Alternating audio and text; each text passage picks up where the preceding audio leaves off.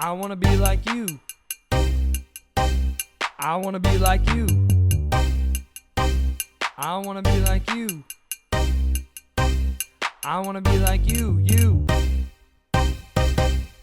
It's a beautiful day in the neighborhood, a beautiful day for a neighbor. Welcome to another episode of I Wanna Be Like You. I thought about starting this episode calm, relaxed, articulate. All words I would use to describe our guest today, Phil Colgan. I'm back. Okay, so a couple of programming notes before I talk about our wonderful guest, Phil Colgan. We got a new studio. We are shooting in a studio in New York City, and it is all thanks to Vincenzo Salvatore Cakes. I want to shout Vin out because he's a good friend of mine. He's been a good friend of mine for a very long time, and he just opened up a space in the city, and it is doubling as well as a space that we're shooting our podcast out of, which is so exciting. So I want to throw a big shout out to Vincenzo Salvatore Cakes. I should say that again, Vincenzo Salvatore Cakes, for all of your cake needs, weddings, all private events, anything you need him for. He is the best, and I'm so lucky and grateful to be shooting there. It's a beautiful space. And so now I want to talk about Phil Colgan. Phil Colgan is our guest today, and Phil Colgan is, we had such a great conversation with him. He was just in Hamilton. He just wrapped up as Charles Lee in Hamilton, but that is after he wrapped up being a Universal Swing. And on the tour for 2 years, he was also in Juliet, and he only gold. He was the associate choreographer in New York. New York, we get to talking about it all. I know Phil from Staten Island, baby, and Phil was always someone to look up to, and he was always someone who's very professional and has his stuff together, and I'm just so grateful for him to come on the pod. And we had such a great in-depth conversation. He also teaches at Steps and BDC and is going to be choreographing all over the country at many regionals, which we get to talking about as well. I think he's just the best guest to have on. He is brilliant, and I am so excited for what he does next. And I'm so excited for you to see our conversation. So today, I want to be like Phil Colgan. Welcome to another episode of I Want to Be Like You. Today, I want to be like Phil Colgan. Hi, Elbi. Thank you so much. Thank you so much for doing this. I really appreciate it. Of course. So we start this podcast every time with the same first question. Okay. And it is, who was your I Want to Be Like You when you were a kid? Ooh, okay, my sister. Your sister? Yeah, my older sister. She's 4 years older than me. And I would say she was my first, I want to do everything she did. Yeah. That's why I started dancing, is because she danced. Oh, really? Yeah. She played soccer, I played soccer. She wanted to do karate, I did karate. Aww. That we did 3. What's her name? Erica. Erica. Yeah. My best friend, always has been, always will be, but definitely from day one, I was just like, what is she doing? Okay, me too. So she would be in dance class and I would be in the corner, doing all the steps with her. That's really sweet. Then my parents okay, let's put this kid and 4 years in apart class. is the perfect. That's such a that's like a best friend type. Me and Christian are 3 years apart. Mm-hmm. Me and Angel are 10, but that's why we're not as close. No, and it is we overlapped at elementary school, but then obviously in high school we didn't. But it was kind of she paved the way in a lot of ways, and let me see how I loved watching her handle things as we grew up. Right. So I always got to kind of follow her lead. Yeah. And I still do in life. Yeah. Even in our 30s, but she was definitely my first. Oh, that's very sweet. Yeah. Some people say, oftentimes people say celebrities and stuff like that. So that's what I love that. Yeah. I love that. What was the first Broadway show that you saw? Because you're from New York, so it's always funny because it really varies based on these guests. I've noticed is when I speak to people who aren't from New York, they will be something in their 30s or in their 20s, and that will be the first. But oftentimes with people from New York, it's you were probably a kid, right? I was 4. Yeah, exactly. My parents took me and my sister to it was a 1994 revival of Grease. I think we went in 97, 98, something like that. Mm-hmm. And they had, on Saturday matinees, they had a pre-show dance contest on stage where they called up all the kids in the audience. And the guy playing Vince Fontaine hosted it. And so my parents dressed us up. I had a little short sleeve white t-shirt rolled up with jeans cuffed and the hair parted with a little curl. My sister had you went skirt on. You cosplayed? Yeah, no, for 100%. Grease. Yeah. Well, and we won. We won the dance. Yeah. so that was like my first time dancing on a Broadway stage, also at age of 3 or 4. But we won T-shirts, and then like, you know, we just like talked to the guy playing Vince Fontaine on stage, and there's pictures where I'm really, really That's little. incredible. And now I've worked with a bunch of people who are in that production. Really? Yeah. That I brought it to rehearsal one day when I found out that the guy who played Danny at the time. Yeah. I did a show with, I did A Bronx Tale with, so I brought it in, and he was like, first off, you make me feel very old, but second, like, this is crazy, because it's just like, gosh, yeah. you know, and like Jerry Mitchell was the associate is choreographer that right? of that show, and so like when I posted that gosh. photo, a bunch of people who I now like know or work with were like, oh my god, That is crazy. That is so cool. What theater was that? Do you remember? the Eugene O'Neill. O'Neill. Book of Mormon. Yeah. Wow, that is wild. So it feels like already I have this question that's like, when did you decide you wanted to pursue theater? But in a way, I'm like, I feel like you were so brought up. You were a theater kid. Yes, I was, and then I think like I did the shows at my school. Like I never really got involved in community theater until like 18, 19. Sure. Or like late high school. Mm-hmm. But I grew up like obsessed with theater, but also really like a dance studio kid. Okay. And then in high school, my high school had a really great theater program, but I didn't do it for the first 2 years because I got like bullied horrendously there. I went to an all-boys school for the listeners at home, which was like, you know, a really interesting time as like a male dancer. And like, I didn't face any adversity in my elementary school because I did it from like 2nd grade. I started dancing, so it was just kind of like the thing I did. Which I realized is such a gift, because then it like let me develop that passion kind of unabashedly. And then high school came, and I got like so self-conscious. Oh my god, so self-conscious about it that then I didn't do the shows because I didn't want to like add more things to my back, which is such a bummer. Sure. And I was like, I don't have the time. But only for the first 2 years. Only the junior year, you were like, I did stage crew, and then I'm gonna shout out my teacher, Andrew Monteleone. He's the best. Monty was like, he came up to me during tech for my sophomore year show, and he was like, do you dance? And I was like, yeah. And he's like, why the hell are you not in this show then? And I was like, I don't know. And then so he pushed me to do it. He's like, I see you dancing in the wings. I'm seeing. Is that a double? But he was like, do my show. Like, what are you doing? And then that kind of like reignited the spark. And then he asked me to choreograph when I graduated, and I was a freshman in college. He asked me to choreograph the show for the high school that year. Right. And he called, I'll never forget, it was November 3rd, 2011. Oh my gosh. And I don't know why I remember the date. I just do. Yeah. He called, and I hung up, and I was like, oh, I forgot I wanted to do this with my life. Like, it was a weird, like, unlocking of something that I, like, because I would choreograph in my basement for hours growing up. Like, Friday night, I would go to dance from, like, 6 to 8, go home, have a slice of pizza or 2 or 3 because it was a pizza night. Pizza Fridays. Pizza Fridays, famously. Yeah. But then like immediately go to my basement and choreograph for hours until I was sweaty, until I was like that was just like what I did. That's what I defaulted to from ages like 6 to, I mean, now. But like, but like it was always just there. So it kind of like made sense. And my parents say now it's so clear. Like every, birthday was a show with my cousins for the family. We like put on productions. I designed a set model of The Music Man when I was in 4th grade. We did it at my school, and like I just like cut up cardboard and used highlighters and colored it in and like made transitions and like seriously, like literally like staging insane. It. I had like a little like Batman figurines that I like made like, and I thought that was just normal, and now I look back, I'm like, bred to do this a little bit. Like it's kind of wild. I think so. Now looking back on it. Well, so now then Monty, in a way. Like, I don't know if he's known for this. I just knew that he did this. Was that he would do shows that not many other schools would do, or he would set precedents for those shows. So what shows did you do in your junior year of high school? We did Anything Goes, and then we did Dirty Rotten Scoundrels.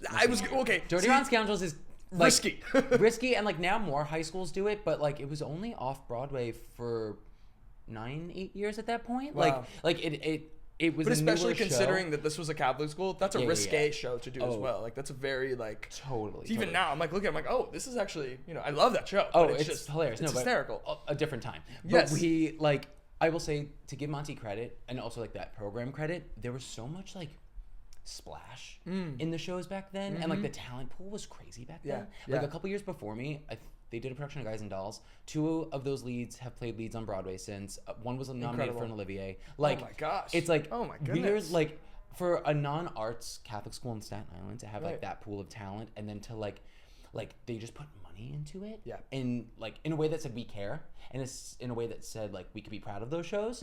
And then he also thought outside the box. Like there was one year that one of the leads was a wheelchair user, so they built a ramp into the set so that she could get on stage. Amazing. And they made it her throne, and they there was such creativity that he fostered, and that he said like, what do you bring to this? And I want to use that, and I want to highlight that and showcase that. And he would add bit parts for people. He was notorious for adding like little bits for the ensemble, but to make everyone feel like appreciated and seen. It was a really, like, I'm so happy I was there for those years because it felt so nurturing, and like I know like safe space gets used a lot, but it was especially amidst especially considering the fact that you didn't do shows the first 2 years and then you totally. Where did you dance?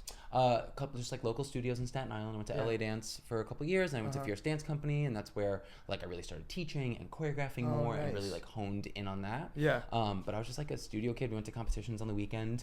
I went to conventions in like Atlantic City and in the city, and then I started coming into the city to take class at BDC. You said you did competition. You were competing as well. Oh yeah. It wasn't like as intense as you see other people. Like we weren't there every weekend. We did like 2 competitions, maybe 3 a year. So it was much more like reserved, but I was obsessed. I lived for it. So when you Dirty Rotten Scoundrels was your senior show, you said freshman year of college, you came back. Where did you go to college? You went to NYU? I went to NYU. Right away. Yeah. And it was for theater? No. So they have a program called the Gallatin School where you make up your own major. Right. So there's people studying all different kinds of things. NYU has like 25,000 undergrads. I was going to say, there's like so many. It's an obnoxiously large school. 100%. But Gallatin is this little program that has 250 kids per class. So it feels like a really small liberal arts college within this giant university. Right. And everyone's studying what they want. So I started with like the idea of communications. Like if I didn't go to NYU, I was probably going to go to Pace or Fordham to do, like it was New York City or nowhere. I only applied to 4 schools all in Manhattan. Oh, nice. And I didn't know what I wanted to do with it yet. Like, did I want to go into media, market? Like, I don't know. Right. And then that call came, and I was like, oh, let me try this. Yeah. And then I started just auditioning. I just went to open calls end of my freshman year. Incredible. Like, it was when Newsies was on Broadway, so that was like, they had a big open call, so I went to that. Yeah. The West Side Story National Tour was happening from the 2009 revival. I went to that. Right. And I was like number 400 something out of all the people, and I was so nervous that day. I was texting my sister, and I was like, I'm leaving. I'm nothing. Like I was like, I so wanted to bail. Yeah. But then we did like 1 count of 8 across the floor. They typed us out, but I did it, and I looked back and I went, oh, 1 count of 8, and they typed you out. 1 count of 8. Yeah. Well, 400 people. Like, I kind of get it. But we did like the 3 moves that you need to do in West Side Story, like the jump, the kick, a double turn, end. Right. And I didn't get kept, but I looked back and I went, oh, I actually think I did better than I think, and that wasn't that painful. Right. So let me keep going. Yeah. So how long did that? Was that just like a 10-minute, like we bring in a couple people and then we do this 1 count of 8 and then we wrap? Yep. Okay. Yep. And we'll keep there. The ones that. That still happens. Not that often, but I've seen it. Yes. 100%. I've been a part of it. Yeah. And so and it was definitely like the era of, this is pre-pandemic, this is pre all of that, where like they were cramming 400 people into a room, and it was a very different like cattle call. Yes. Energy. Yeah. And so that just kind of like sparked the bug for me, and sparked the flame that like, or gave me the bug that I just started like rolling with, and I started going to all these auditions and just seeing how I did. And then I kind of transformed, because I was in this open college program. I started transforming my major to reflect that. So there's a lot of like theater courses, but like utilizing the open arts curriculum at Tisch. So like, I couldn't take the conservatory courses, but I could take like acting for non-majors. I could take producing Broadway, producing commercial theater, producing off-Broadway, set design. That's really cool. And it was taught by really cool like industry professionals, because it's NYU. Right, of course. There's that accessibility factor. But then I wasn't confined to a theater program. Right. That didn't want you to audition, that wants you to wait till your senior year, that wants whatever. Like, I would leave my lecture classes 15 minutes early. I would just sit in the back corner to run uptown and go to an audition. Well, it's funny. That's such an interesting thing. I find it with a lot of these like collegiate programs, is that is kind of like a catch-22. There's some irony to the fact that like you have these theater kids, you're trying to harness talent and professional relationships in the industry, and also being like, well, you can't audition, because it just keeps you in a bubble a little bit. So that's kind of nice that you have that accessibility to go. Yeah, I have a lot of opinions about the like college of it all. Me too. In terms of like conservatory programs, because there are some people who like a person, Adam Cates, who is a choreographer and director. I met him through competitions when I was young. Yeah. And he was the associate choreographer of Anastasia on Broadway, Gentleman's Guide. Oh, cool. I saw him in an audition, one of the first auditions I went to my sophomore year. And he was like, how's college going? Blah, blah, blah. Like, he knew me since I was like 15, 16. And he was like, make sure you get everything you need. And I was like, oh, I haven't thought about college like that. You think about it like getting a degree, like getting, achieving this last thing, but it's like, well, why are you there? Right. And it feels so end all be all. End all be all, and it feels obvious to say like get what you need, but it's like, no, you want a skill set, you want to equip yourself, you want to learn. Right. And I don't know if at 17 we all have that mindset. Right. When you're asked to like sign away, I don't think at all. $200,000. No, I don't think at all. So I don't think at all. That's why it's just a weird like, and some conservatories people go in and need that training and need that whatever, or you want it for your connections, you want it for whatever. But I think there's like a practicality, especially if you're in New York or the New York area. Yes. Hello, like the world is your oyster. By your junior year, you should start auditioning. Yeah. I think so too. If not earlier. And I think that like it's funny because we were talking about Michelle, and we had Michelle on, and that was something that when I was in college that really she was the one who really made sure to make a point out of, is that she's like, you take what you can get out of me. Not everything I say is not Bible. Like you take what you can get, and then maybe some things that don't apply to you, and you could go in one ear out the other. But this is take what you get, and then further it. You know what I mean? Go learn elsewhere too. Totally. It's because that's the thing. It's like you're not going to learn everything there. You need to broaden your horizons. You need to have life experience also. Yeah. Life experience is a huge part of theater. Yes. Like it can get so insular. It can get so like theater world. Yeah. But at the end of the day, like we're doing theater to like show life. So if you're not living life and don't have that experience, like which is kind of the best part. What I love about that in regards to theater is when you're doing these regional contracts and you're able to go elsewhere and be like, oh, I've never been to this place. I've never even seen any. I've only been to the Midwest once because of a contract. Totally. And I don't know why would I ever go to Idaho. I don't know. 100%. And like, but it was one of the most beautiful places I've ever been to. Totally. And that's the beautiful thing about like doing art in different places is that you hopefully get to explore, and you hopefully get to like just understand a different like not way of living but like mindset. Yes. And taking yourself out of especially the New York bubble too. You know? Yeah. So what was your first professional job then after all this auditioning and you in theater? Yeah. I did a summer contract at the Tri-Arts Sharon Playhouse up in Sharon, Connecticut. Now the Sharon Playhouse. Yes. I did their full summer stock season as like an intern basically. So we didn't get paid. You like paid college credit to do it. It was like technically a summer course. Was it a part of your okay. So I got a grant to do it from NYU, from the Gallatin school, but it went back to NYU because the credit was through NYU. So they kind of paid themselves. I don't know if I should be saying that, but whatever. It was like 13 years. It is what it is. But so I did a full summer there. We did Spamalot.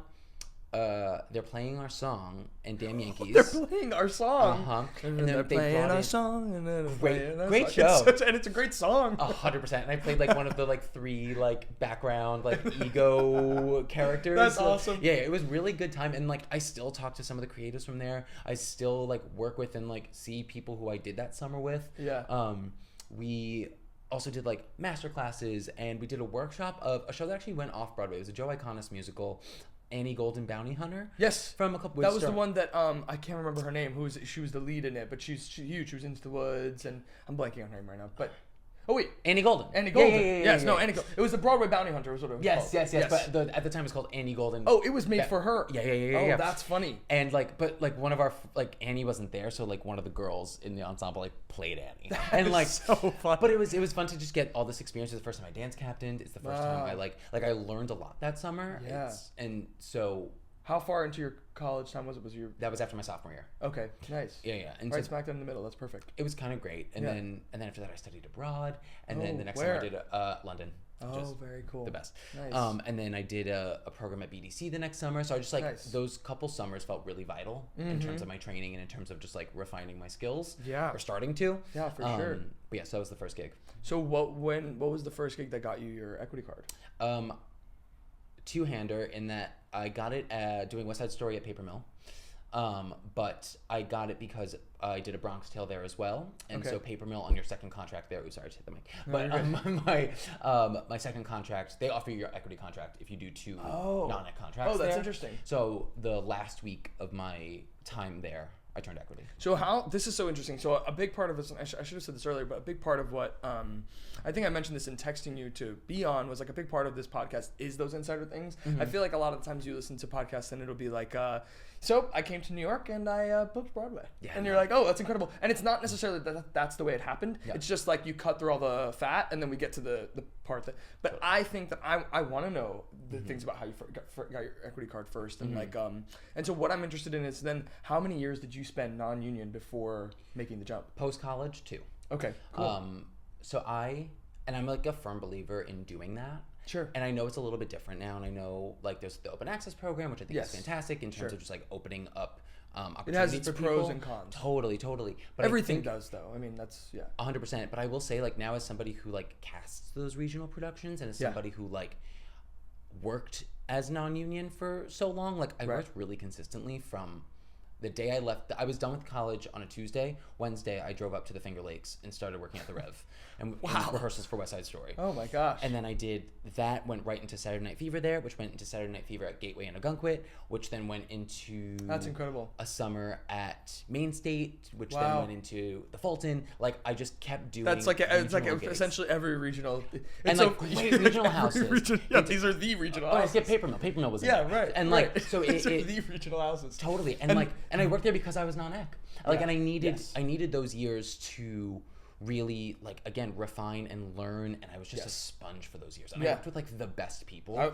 But those theaters you are going to work with, those are great people. 100%. That's why people run to get seen.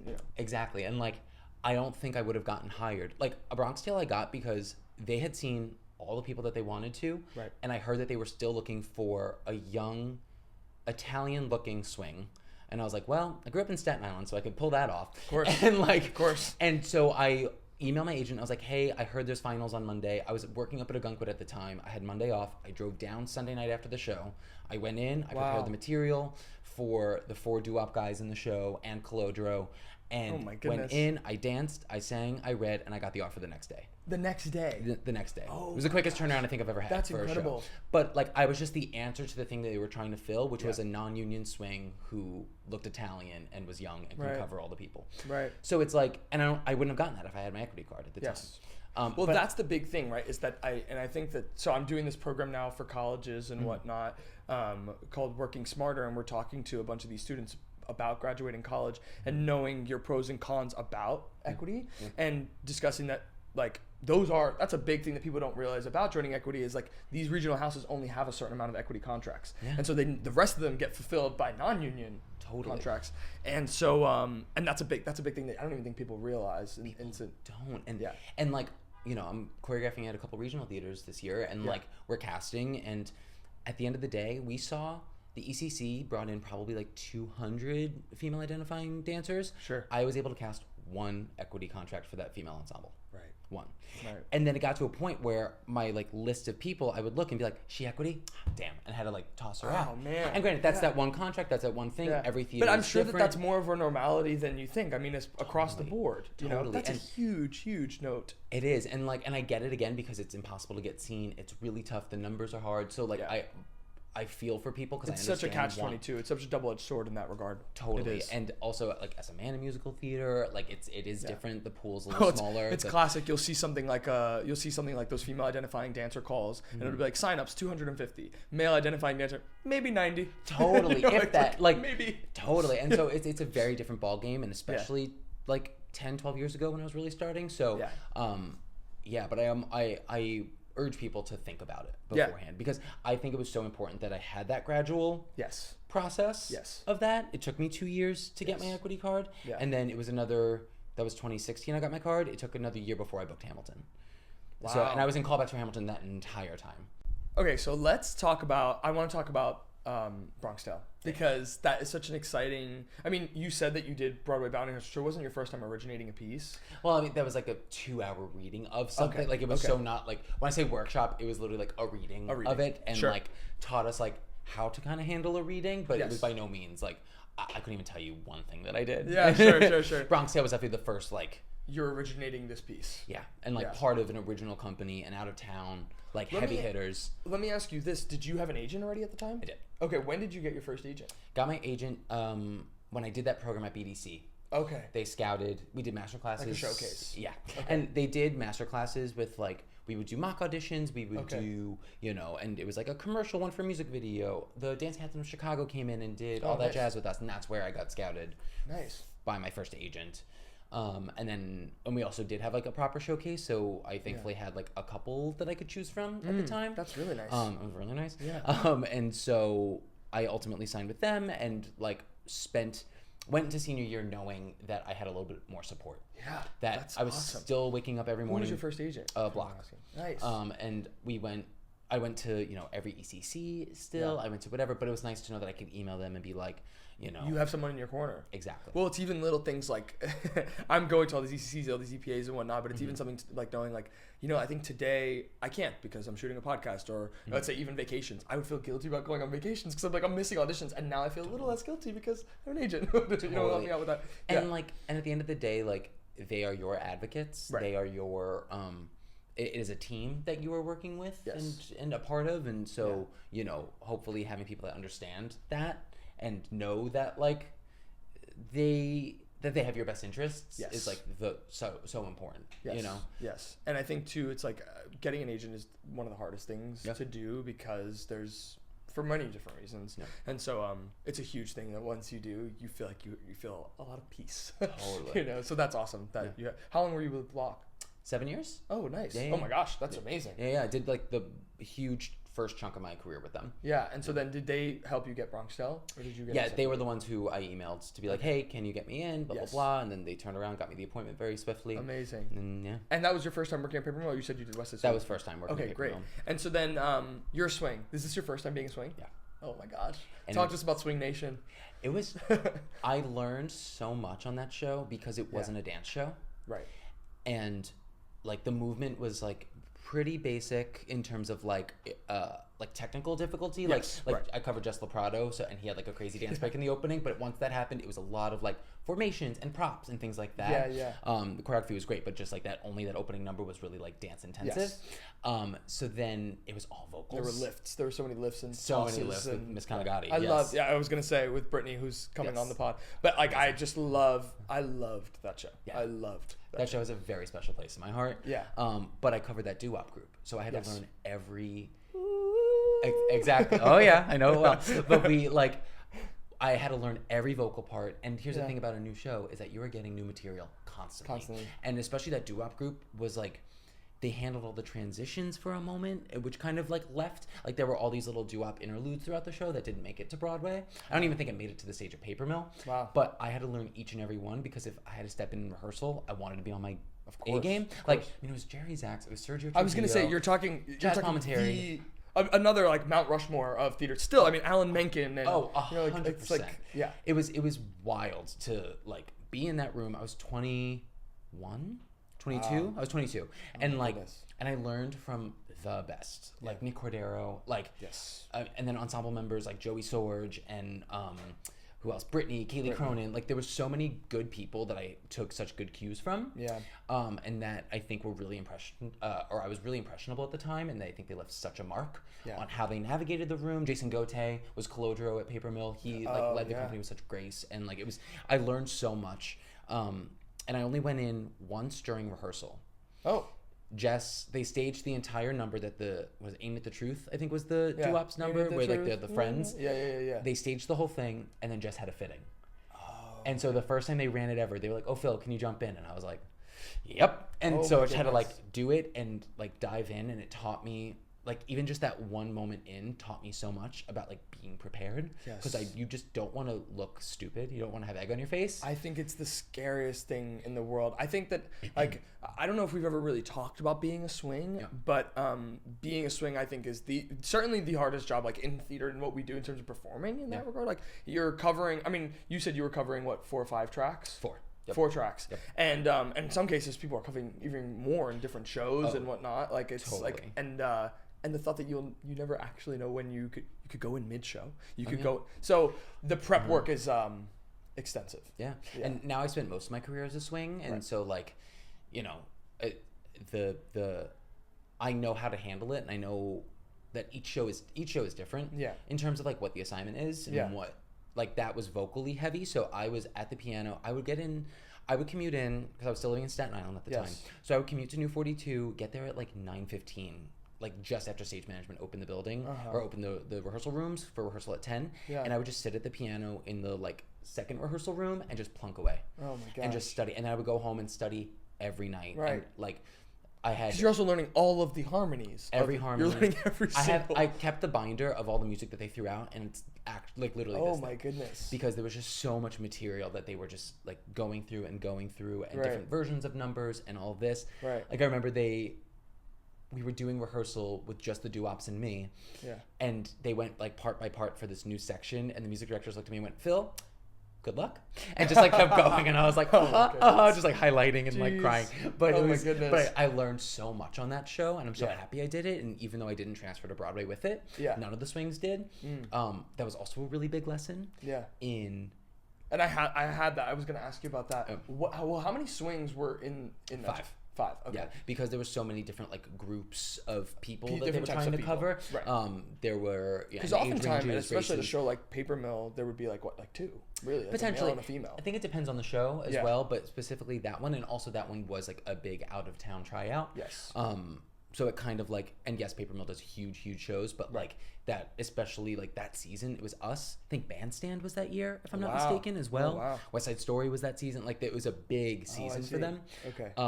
So yeah, they had the manpower that was necessary to have multiple swings. Yeah. But so exactly. So this is they know that they want to move this. It's a huge property. Yeah. At that point, was De Niro a part of it too? Yeah, De Niro was a part of it. Chaz was obviously a part of it. I mean, the biggest names were a part of this thing. Yeah. And then they're transferring to Broadway. And how early when did you find out that you weren't moving with them? We closed in March, I think, mid-March, end of March. And it was when I was in rehearsals for West Side Story. I found out that I wasn't moving. So that would have been May. Okay. And like an audition, they announced, I remember seeing it like on Playbill or Broadway World, like A Bronx Tale moving to Broadway next season. And then the audition notice went out. Right. And then one of the other swings had heard that none of us were moving already from her agent. Okay. So then I called mine and they confirmed. I see. And you had already had West Side Story. You were already in West Side Story. Yeah, I was in West Side at the time. And obviously like it's heartbreaking. Yeah.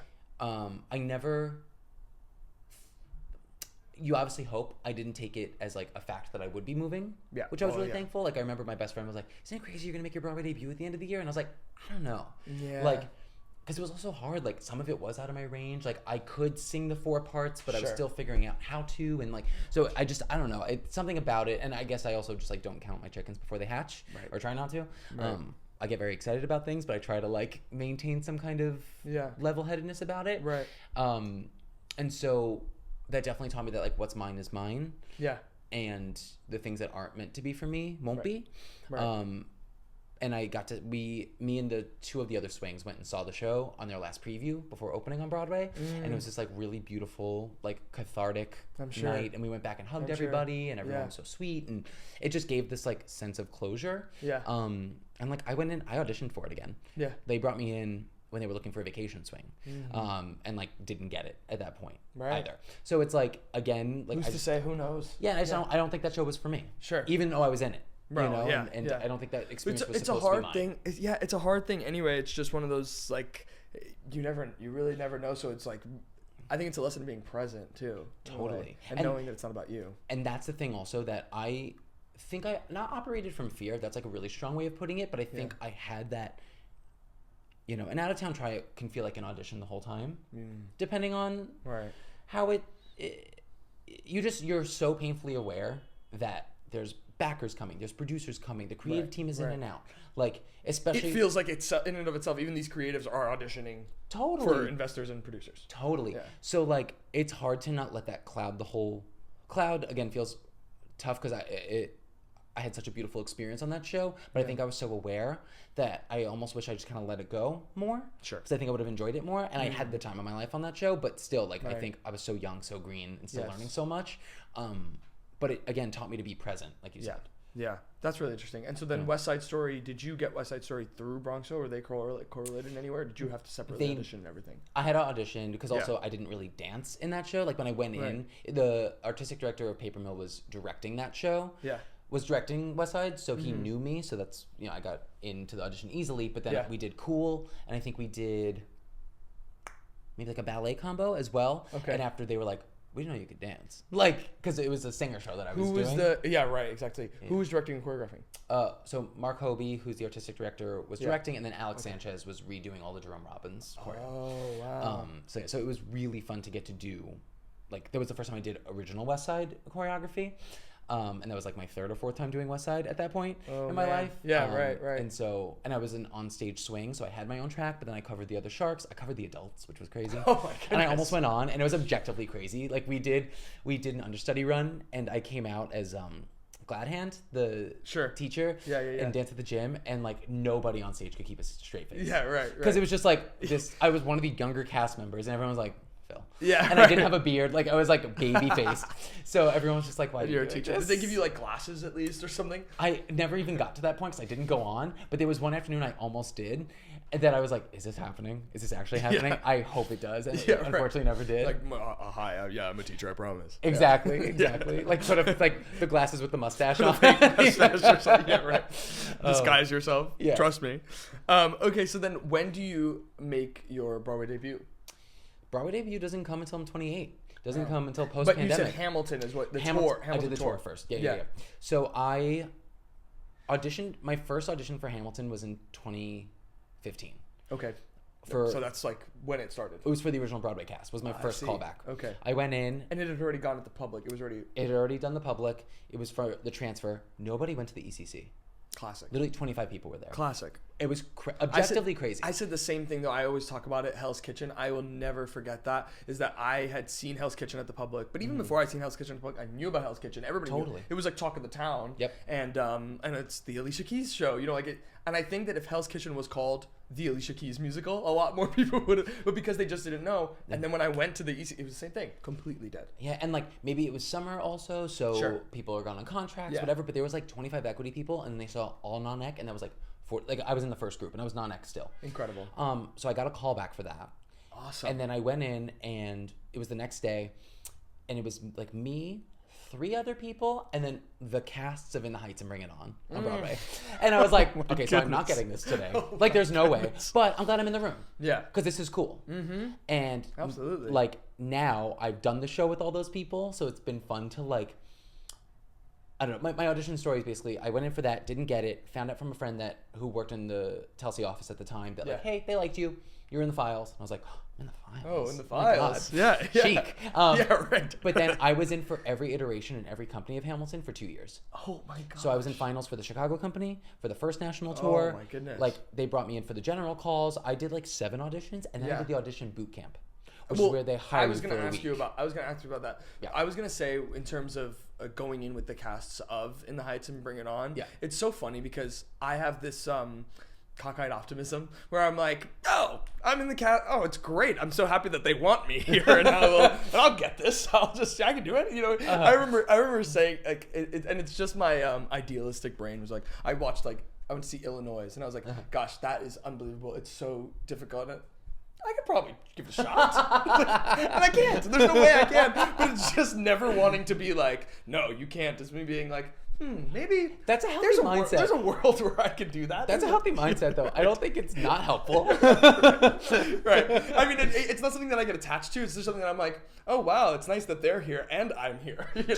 And yeah, like there is a thing of like, oh, wow, like I'm in this room. Yeah. Especially when you're young and you're starting out and you're like, oh, like maybe I can hold my own in this kind of space, or like you better hold your own. In this kind of space. I have like to. It's a challenge. No choice. Yes, you know, because the cast of In the Heights and Bring It On are gonna look at me. No, quite literally. Like like Morgan Marcel, who wound up being the dance captain, and like Neil Haskell, who like I knew from So You Think You Can Dance back in the day, and whatever, blah blah blah, and like he was the hired as a swing, and so like I knew that my chances were like low, slimmer, but and also that's kind of freeing because I was like, well, I'm just gonna do then what I can. I'm gonna have fun and I'm gonna try to work and focus. Yeah.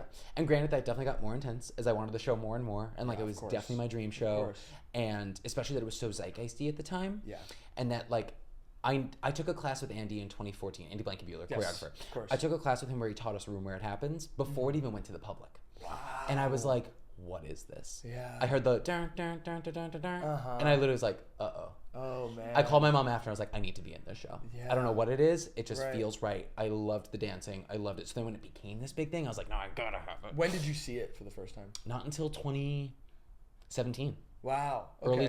Early 2017. So you'd already been in for it countless times. Yeah. And I was like, I'll see it when I'm in it. Was like the thing. And then finally, my friend Carla Garcia, who was a swing, she was in it, and I took her class, and she was like, oh, you haven't seen it yet? Like, come watch me in it. So I did standing room, and I was like, oh, damn, I really want to be in this now. Yeah, of course. And so talk to me about the boot camp, because the boot camp is, and the boot camp seems to be, I don't know, was the boot camp, the idea of the audition boot camp started with Hamilton?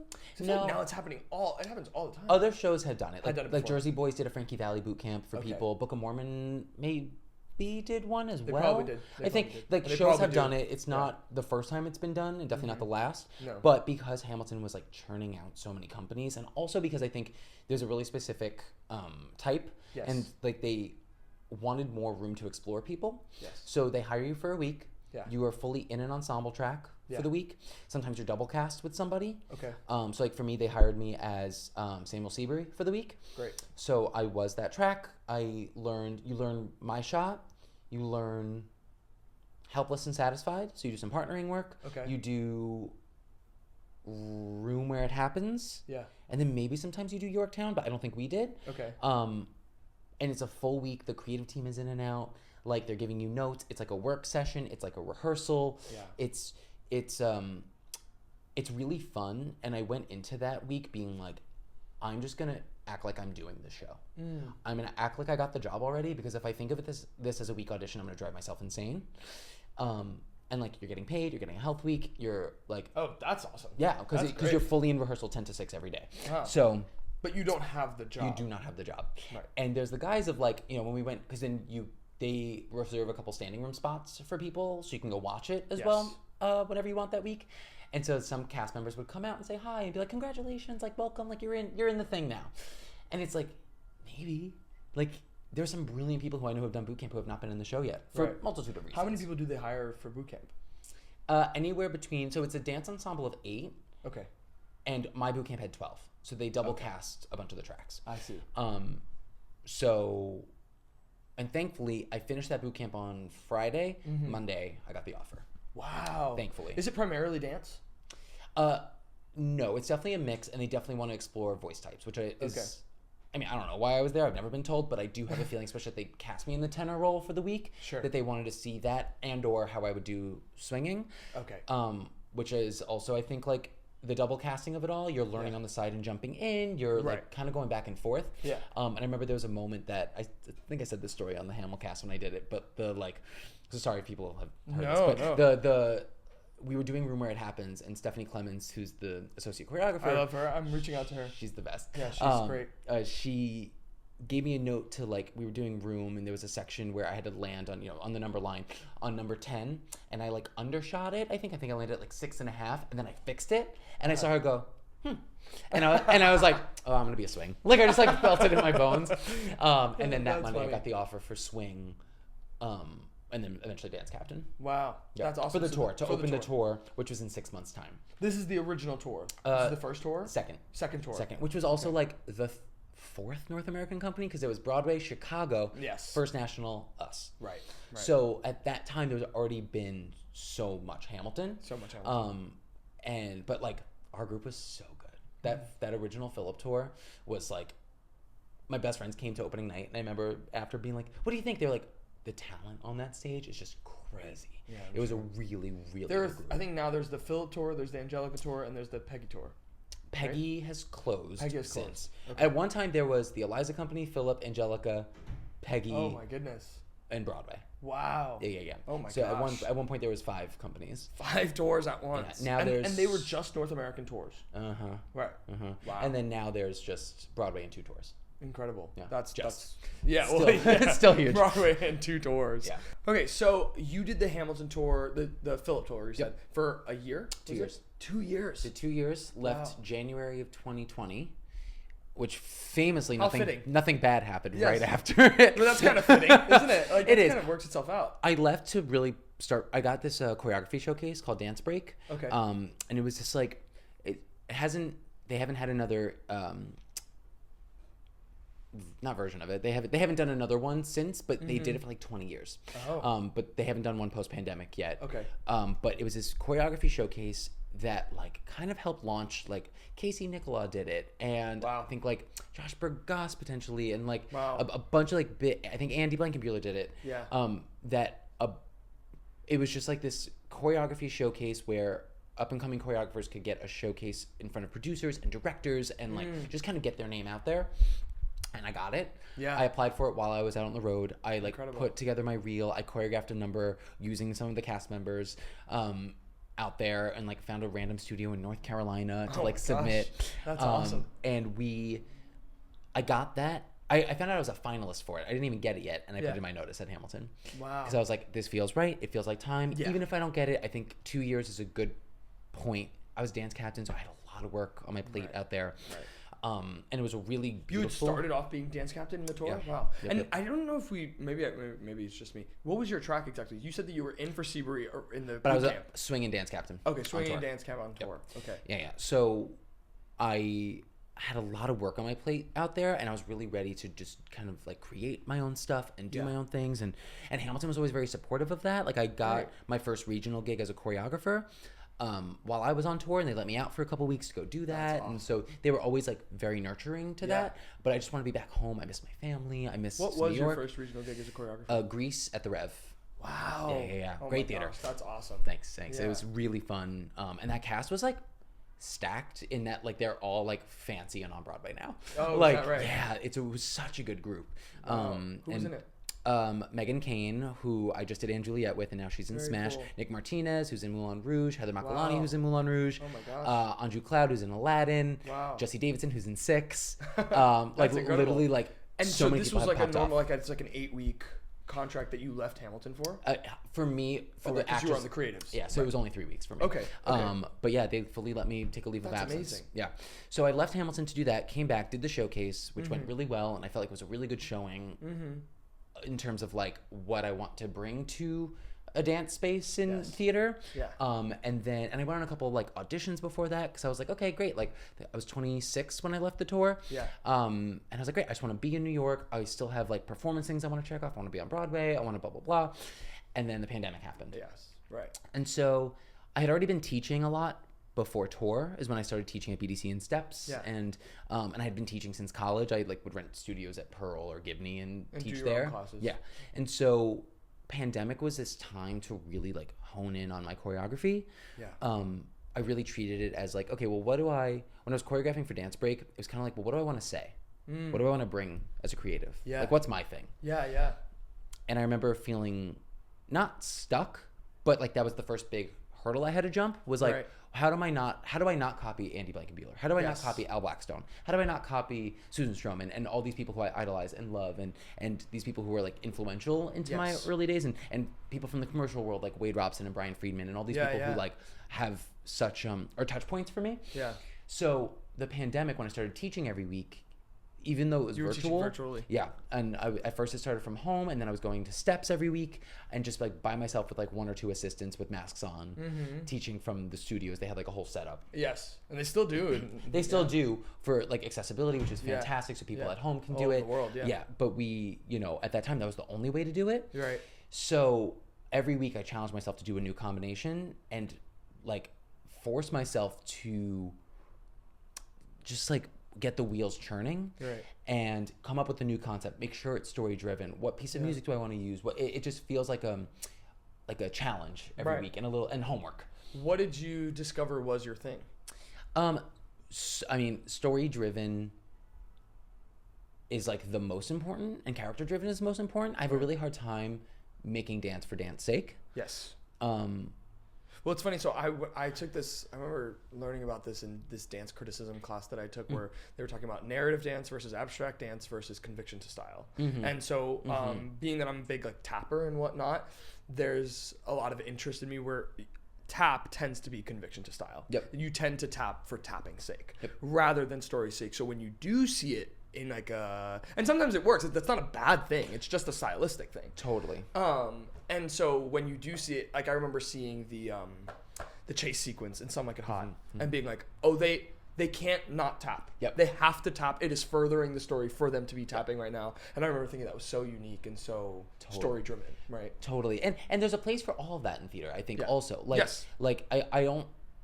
I think it only doesn't work if it doesn't work. Yes, right. Do you know what I mean? Yeah, like, because if you, like, big production numbers, I love. Of course. But, like, I do think that they need to be earned to some extent. Yes. And then at a certain point, we buy into the spectacle of it all. At a certain point, we whatever. But for me, I love making things that feel that they start pedestrian and then elevate and elevate and elevate. Yeah. Right? And so I think I learned that a lot by creating so much, and I still do, and I'm still challenging myself in my classes to do that every week. Right. But that was kind of the start of it. Yeah.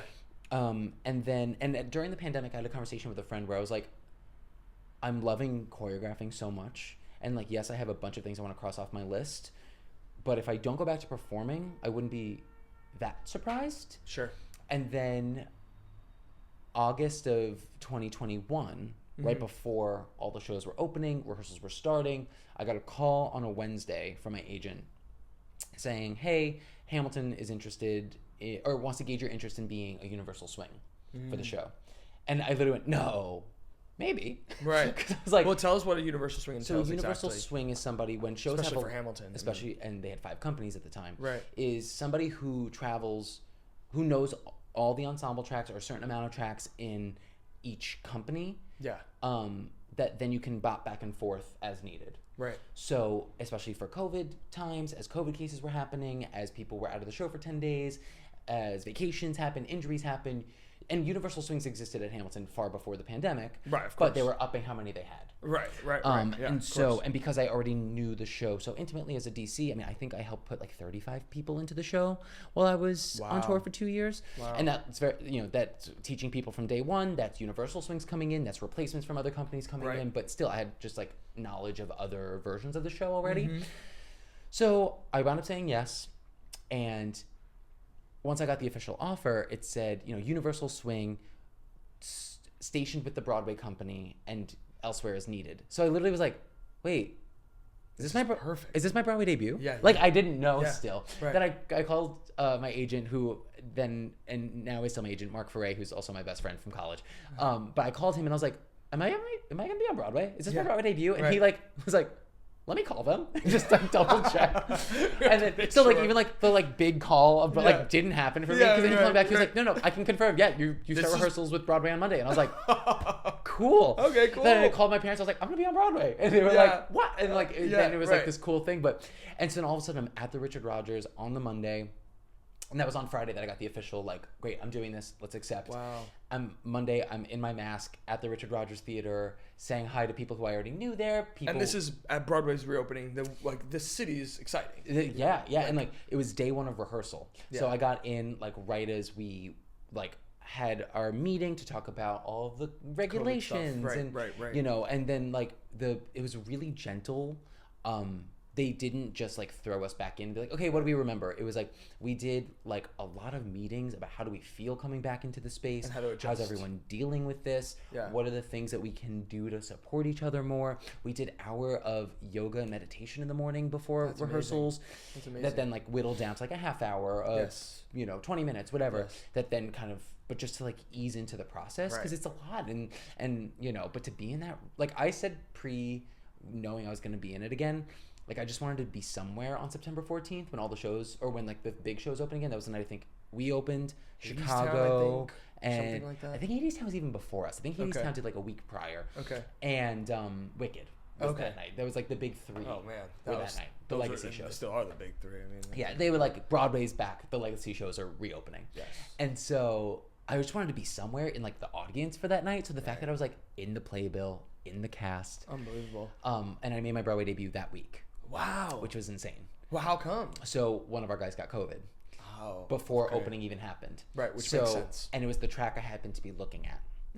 But me and one of the other swings who was already there, so he did the reopening night into the first week. And then Wednesday, so we reopened on Tuesday, was the big night that we did the Ham for Ham where we sang New York, New York, which is a hilarious turn of events where my next show went. Of course. But we, had that night. It was the most electric night I've ever felt in a theater.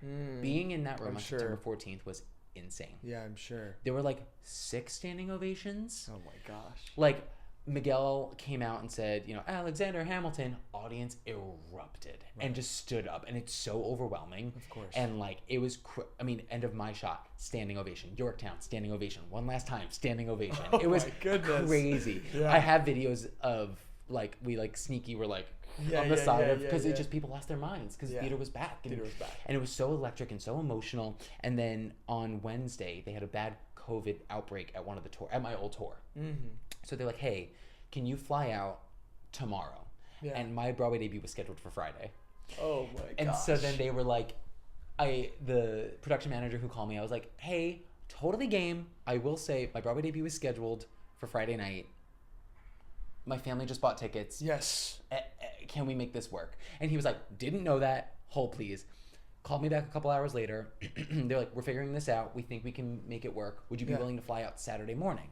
And I was like, 100%. If I get, because I was supposed to do the full weekend on Broadway. Okay. And I was like, if I just get the one show, give me the one. My family has the tickets. Give me the one. Yeah. And then Thursday during my run through on stage, they did like an understudy and swing run that day. Yeah. And sorry, I keep clearing. I'm losing my voice. No, you're good. But we did the run, and like during Farmer Refuted, stage management came up to me and was like, check your phone. And I got the text from management being like, hey, make your Broadway debut. You'll fly out first thing Saturday morning. So then I text my family like, it's on. And shout out to Hamilton Company Management. They got 20 seats and standing room for me, for my friends and family. Man, that is amazing. For my Broadway debut. And that like Hamilton reopening week, like come on. Of course, that was big. Oh, that's amazing. I owe them all the muffin baskets and the thanks in the world. But my Broadway debut was so special. Mm-hmm. I was literally packing a bag before it, which is hilarious because I had to fly out at 8 a.m. the next morning to fly to Atlanta to like go be with the tour. Yeah. But I got to like...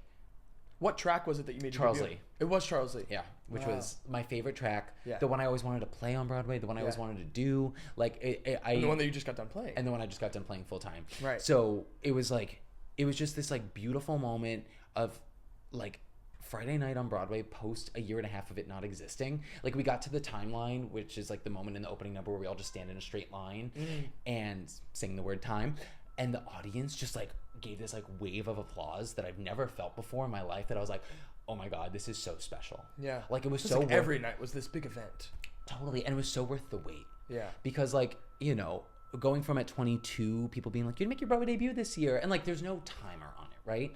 But especially that like then a year and a half of like what felt like I kind of think of like theater and commercial theater as like classes in terms of like a high school. Like right now I feel like I'm in my like junior to senior era where I'm not in college. Yeah. I'm not like, that. I'm definitely not a freshman. Yeah, no. But I've been here for like 10, 12 years really now. I'm like, it feels like, really and it feels like the years that my group would have moved into the like upperclassmen years were the pandemic years. Yeah. So it feels like we all got kind of the short end of the stick at times, because that's where like people were starting to get finals for stuff and people were starting to like pop off, and then it was like, no, like, and granted there were much bigger things happening, so like woe is us, whatever, it's fine. And now everyone's had these beautiful thriving careers since then. That's so great. But it was worth the wait because I had this special moment that just felt like, and like the show was so much fun that night. I wasn't nervous.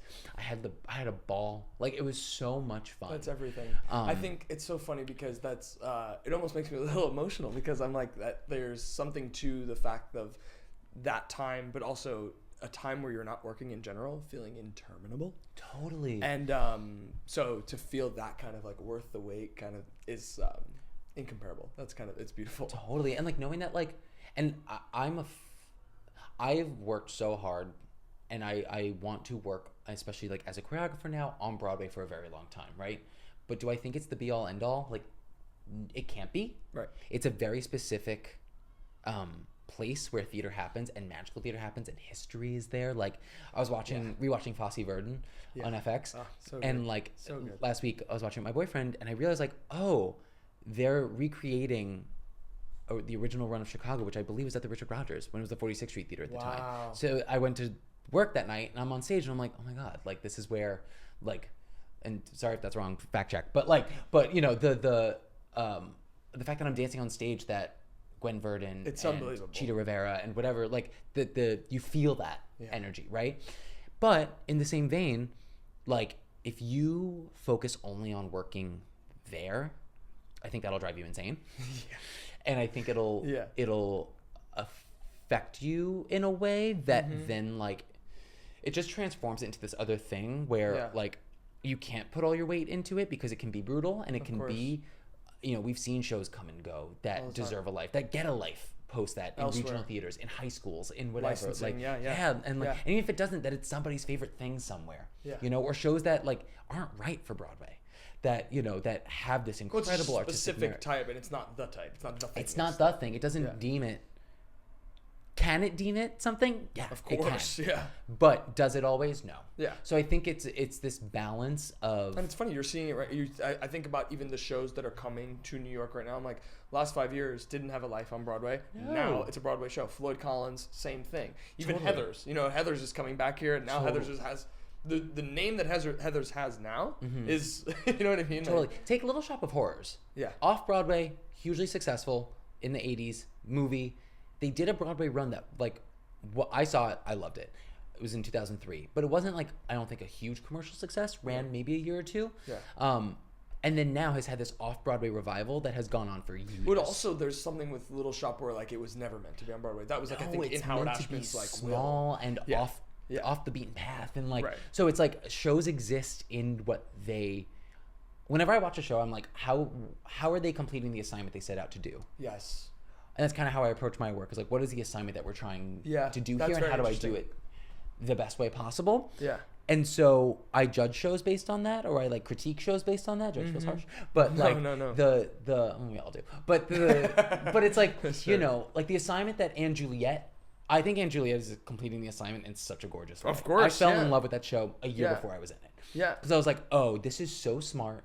If you're doing a jukebox musical, do it like this. Yes. Because the orchestrations are killer. They're performing the crap out of them. It's so smartly done. The setup, sometimes it feels like a punchline. Sometimes it feels like Baby One More Time in Juliet is, I think, a masterpiece in that what they're trying to set out for. It's not meant to be what Chicago or West Side Story or what these other choreography heavy shows are doing. No, and the audience would laugh when whoever was playing Juliet would start. Yeah. Because they wouldn't always clock like the famous like brow now that's in Baby One More Time. It was a string in the stage version, and so they wouldn't always clock it. So then she would start singing, "Oh, baby, baby, how was I supposed to know?" And then the audience would like little giggles. By the end, because those girls are selling it, and it is this like deep, introspective, whatever. Like the lyrics are actually like really applicable to Juliet going through this thing. That by the end, the audience, like in certain tracks, I would be kind of close to the audience and kind of like peripheral vision. They're like, by the end of it, and it makes so much sense. Yes, and it's so such smart. a great hook too. Yes. So I think like in terms of getting back to completing assignments, like you know, you're trying to do what's best for the show, and that's not always going to be a giant Broadway house. And that also goes for performing. That like, you know, you can make a living not doing it. Yes. People make livings at regional theaters all the time. Right. And or in other states entirely, and just working that circuit. Yes. You know, being the go-to person at a local theater, that's incredible. Like the Goodman, like Signature in DC, like whatever. You know, so I think there's just a wider net of theater. So let's talk about Juliet. Where did your history start with? Your story start with Juliet? So I. You did Hamilton for how? You did a Universal Swing for how long? So I was Universal Swing for like 9 months. Okay. Gosh, that was. You know what? I have to ask before we get to Juliet. In terms of being in a Universal Swing, how often did you find yourself bouncing around from tour to tour, from Broadway to this to that? Pretty frequently. I by no means especially had that like time of the world. Yeah, there was because you'd be scheduled. Like they'd be like, okay, go to the Angelica tour. You already know. We know you're gonna be there for 9 weeks already. Like from the get go to like learn it so that you know it in an emergency. And if we need you for elsewhere, we'll pull you. How different are the tour companies? To the normal eye, not very. Right. They are all pretty much like Hamilton is Hamilton. You have the turntables. Right. You've got like same. You know, staging, all that, but the tracking changes. Yes. Based off in the original company, certain things that they wanted to highlight in people, certain voice types, certain whatever. Right. So like, Philip, Charles Lee was a baritone, and in Helpless and Satisfied, he partners with the Woman One track. I see. Who, so like they're the downstage right corner in Helpless for the whole time. Okay.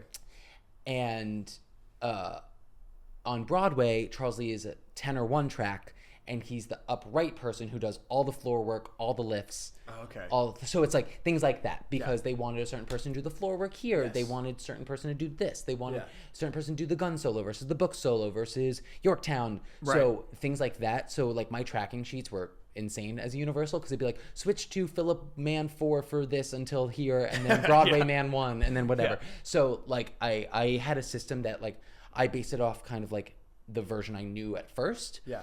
And then everything was kind of like divided from there. Okay, gotcha. So you did Universal Swing for 9 months, and then is Angela at the next thing? No. So no, there was New York in between. And Only Gold before that. Okay, that's right. Okay, so let's start. Only Gold was first, or was New York first? Okay, so Hamilton let me out to give the short version. I was Universal Swing. A month after I made my Broadway debut, I get a call from my agent being like, hey, I heard Susan Stroman's looking for an associate for her next project. They're adapting New York for the stage. Gosh. And I literally was like, he was like, do you want me to send over your stuff? And we had just put together my like choreography reel, my materials. Yes. And so I was like, send it over. She could pick it. Like, I don't know her. We've never worked together. I've auditioned for her once. The next day, I had an email from her. Like, hey, goodness. Phil. And I literally was like, I'm sorry, what? It was wild. Like, oh my gosh. And she was like, and she definitely like checked with Andy and people who like, I've worked for who she knows very well and whatever. But we got that day. So I got an email that morning, 5:00 that day. We're on a Zoom interviewing for the first time. Oh my goodness. And I was supposed to fly out that morning. Uh-huh. And you were on the Angelica tour? No, I was home flying out to the Angelica tour. Oh. My flight got delayed because of a snowstorm. Okay. And so I was home learning the Angelica version of the show. I hadn't flown out there yet. Yeah. And so I was like watching an archival and just kind of making notes and just clocking differences. And I get bing, and it says "Yo" from Stro was the subject. Oh my god! Can you imagine? Yeah, like, that's insane. So I responded immediately, and I was like, yes, I'm interested. Like, Yo from Stro, let me put that in archives for now. I'm just going to put that in my junk. I should print it out and just like put it on my wall. Yeah, right. I have like an office wall of like things from shows, and that actually would make a good one. But we got on a call later that day. We had a really great conversation. Yeah. And then she was like, look, this feels really great. I can't give you the job yet. And I was like, 100%. We don't know each other just yet. You don't know me. I should say, like, again, she could pick anybody. So I was really like, huh. Yeah. All right.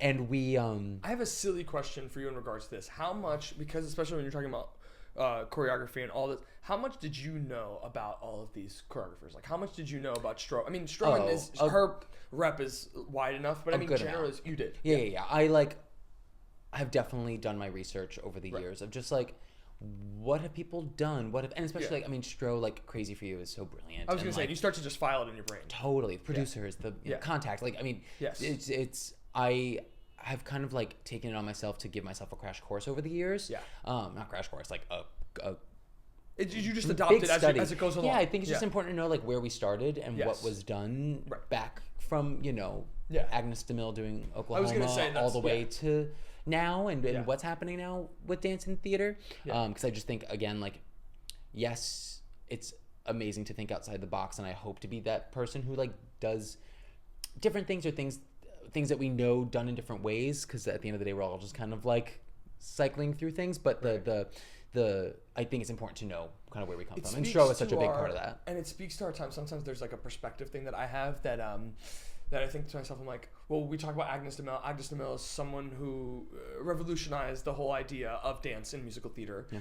But Stroman is doing, Stroman also has that weight and is also working in the industry. So there's like a double where you go like, she's someone who you want to know because she's working. And also, historically, she's someone that's incredibly important to know. Stro brought back dance into the musical in a way that like is truly like iconic, gets used way too much, but like no, like Crazy for You, like not that reviews matter, but like the New York Times review for Crazy for You like talks about her bringing dance into this sphere and into the like I don't know. It's just it's the way she incorporated props and the way that like it's just if you watch that. I mean, there's a lot of footage on YouTube of the original production. Like they did, I Got Rhythm at the Kennedy Center. They did, but the whole thing exists. The Paper Mill production was filmed for PBS. Oh, is that so right? you can watch the entire thing, and it is just so brilliant. Yeah. So like I was. It's funny. When we had Michelle. Michelle was in the original company, and so we were talking to her about all of that because that show was huge. It was just huge. It was at the show. I mean, it's just huge. Massive. And so we had a conversation. We had a couple more interviews, and she sent me the script for New York, New York. So then, and I'll to be completely frank, like I had a big moment of imposter syndrome right before my final interview with her. Sure. What did these interviews entail? I mean, it was just honestly. Were they job interviews or were they dance type things? No, it was maybe we only had like 2. Okay.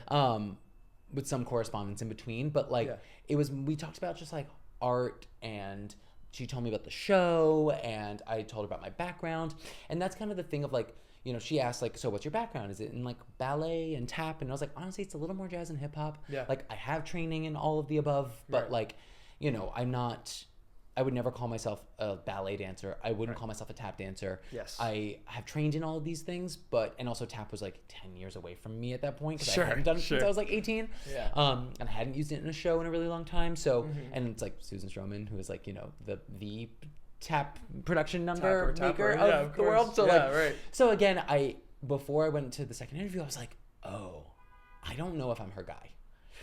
And I had this moment of like, do I pull myself from this? Do I whatever? Like I read the script and I really loved the show, and I was just like, I don't know. I don't know what. Yeah.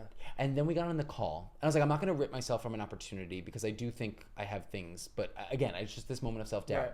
We got on that last call. See, it's similar to that whole idea of like the In the Heights Bring It On thing, where it's like, oh, I'm in this room and I'm not sure that I belong here. Totally. And And I. Not a therapy session. But see, Phil, this is why I host podcasts. This is why I'm the host of this. But there was a.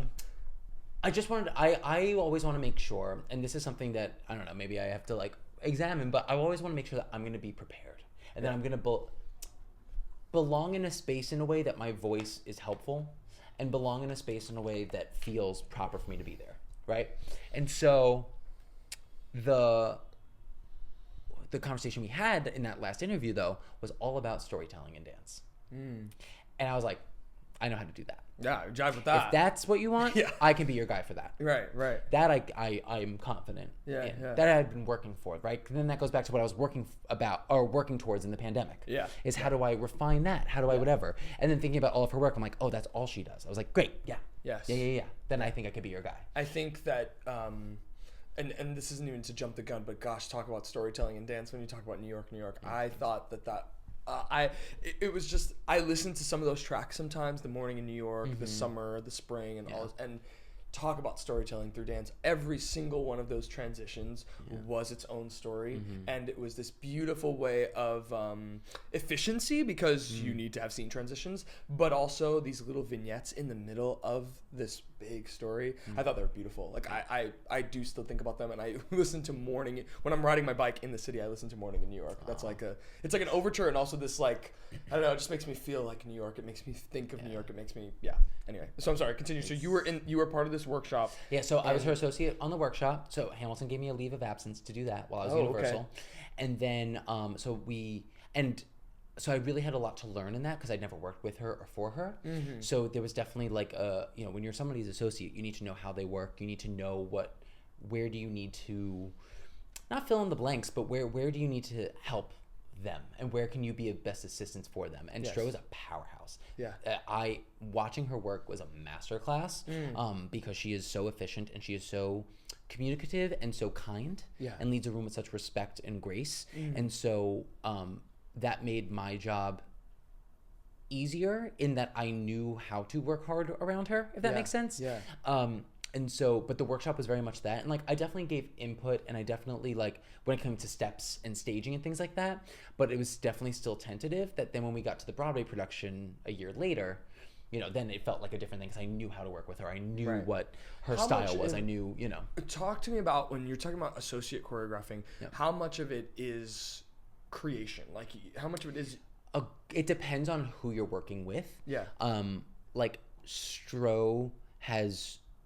there are certain choreographers who will like give a prompt, and then maybe their associate and dancers start, or maybe they have a couple counts of 8, and then like they form it, whatever. But Stro was like up and like, okay, I'm thinking this, and so then it's more of just like being a body and also then giving input and helping around there. So it's very much her vision, and she's driving it, that then I can just kind of like help add details to, help with whatever. Kind of Yeah. And how many associates were there on your workshop? There was me as the associate choreographer. There was an assistant choreographer who was also the associate director, and then there was an assistant director choreographer. Oh, okay. So there was like a team of kind of like 4 of us, including Stro, with her at that top. Okay, got it. And so how long was this workshop? 5 weeks? 6 weeks? Something like that? Is that normal? I feel like that's a little long, right? We did a week of pre-pro, and then I think a standard 4-week workshop. Okay. That ended with presentations that people lost their mind at the show. Right. It was a really small group. It was just like producers and theater owners, and people, especially because we had just come out of the pandemic. Yeah. Like we had to move the workshop a month because of the Omicron outbreak. So we were supposed to do it like January 2nd, and we wound up doing it in February because of Omicron. And so it just like hit a nerve with people that like, I don't know, it was just this like really, it felt like the right time for a love letter to New York. Of course, and about like overcoming and something that feels romantic and sweeping. And so then a couple months later we found out we got the St. James. And you found that a year in advance? Yeah. Whoa, that is incredible. April, May, we knew that we were going to the St. James. Before opening on Broadway the subsequent April, May. Yeah. Oh my gosh. So we talk about like Broadway real estate. Yeah. So I went back to Hamilton. I was Universal for another couple months, and then I was a swing on Broadway. Yeah. That then I cut short to do an off-Broadway show with Andy, the choreographer of Hamilton. You did Only Gold. Yes. And that was at NCC. Yeah. Yeah. And so talk to me about Only Gold. It was one of those that I was so upset I missed. Like I really wanted to see that. I kind of will see anything Andy does. Yeah. That's really how I feel about him at this point. Yeah. Same.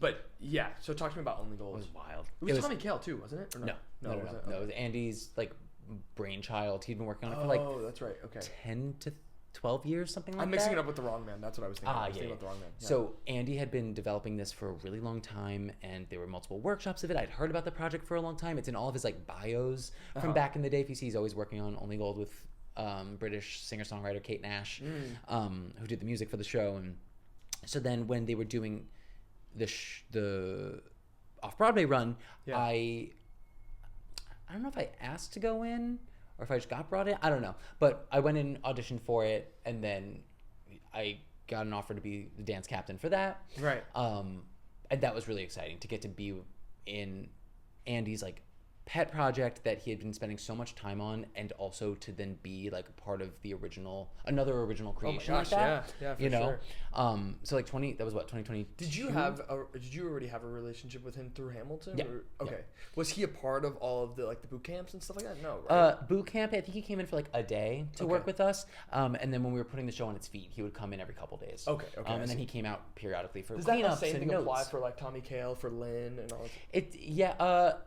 Lynn a little less. Lynn definitely visits, but he like typically a composer and whatever. Their work is more or less done. Yeah. And he'll definitely. I've seen him more, but like I saw him. I have a relationship with him because of New York. New York. Not, yes. You know, we knew. And what about Tommy Kail? Would he? Yeah, comes out for cleanups and whatever. And they also have like a legion of associates who do that as well, and residents within each company. Okay.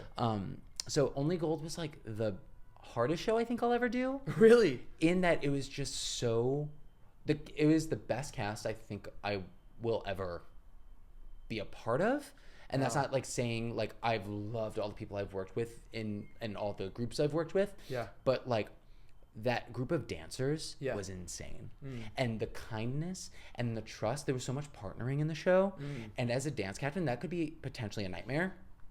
And I never once had problems with people. And it was a short run. We only ran for about a month. Sure. But still, like, the way in which we all had each other's back on that show and the trust you needed to have for that kind of show. Like, if those, like, listening or watching, if you saw it, it was just so much material that we, like, I don't know, it was a different kind of show. Yeah. Like, lift calls. When I went into the show for the first time, well, first off, my first time on was a mid-show swing on. Oh, no way. Which was crazy. Mid-show, how come? Mid-show, one of our guys who never calls out, he showed up to the lift call like in a robe, looking severely unwell. And I was like, are you good? And he was like, yeah, I'm not feeling great, but like, I'm here. I'll be okay. I'm working out, yeah. I was like, okay. And then like halfway through running the lift call, I look in the back and he's like sitting in the corner, just like kind of like looking drained into himself. And I was like, okay. But we had somebody else debuting that day. That's why we were doing a lift call. So I was like, you know what, I would usually watch from the back of the audience. It's like, let me just watch from the green room that had the TV monitor in there.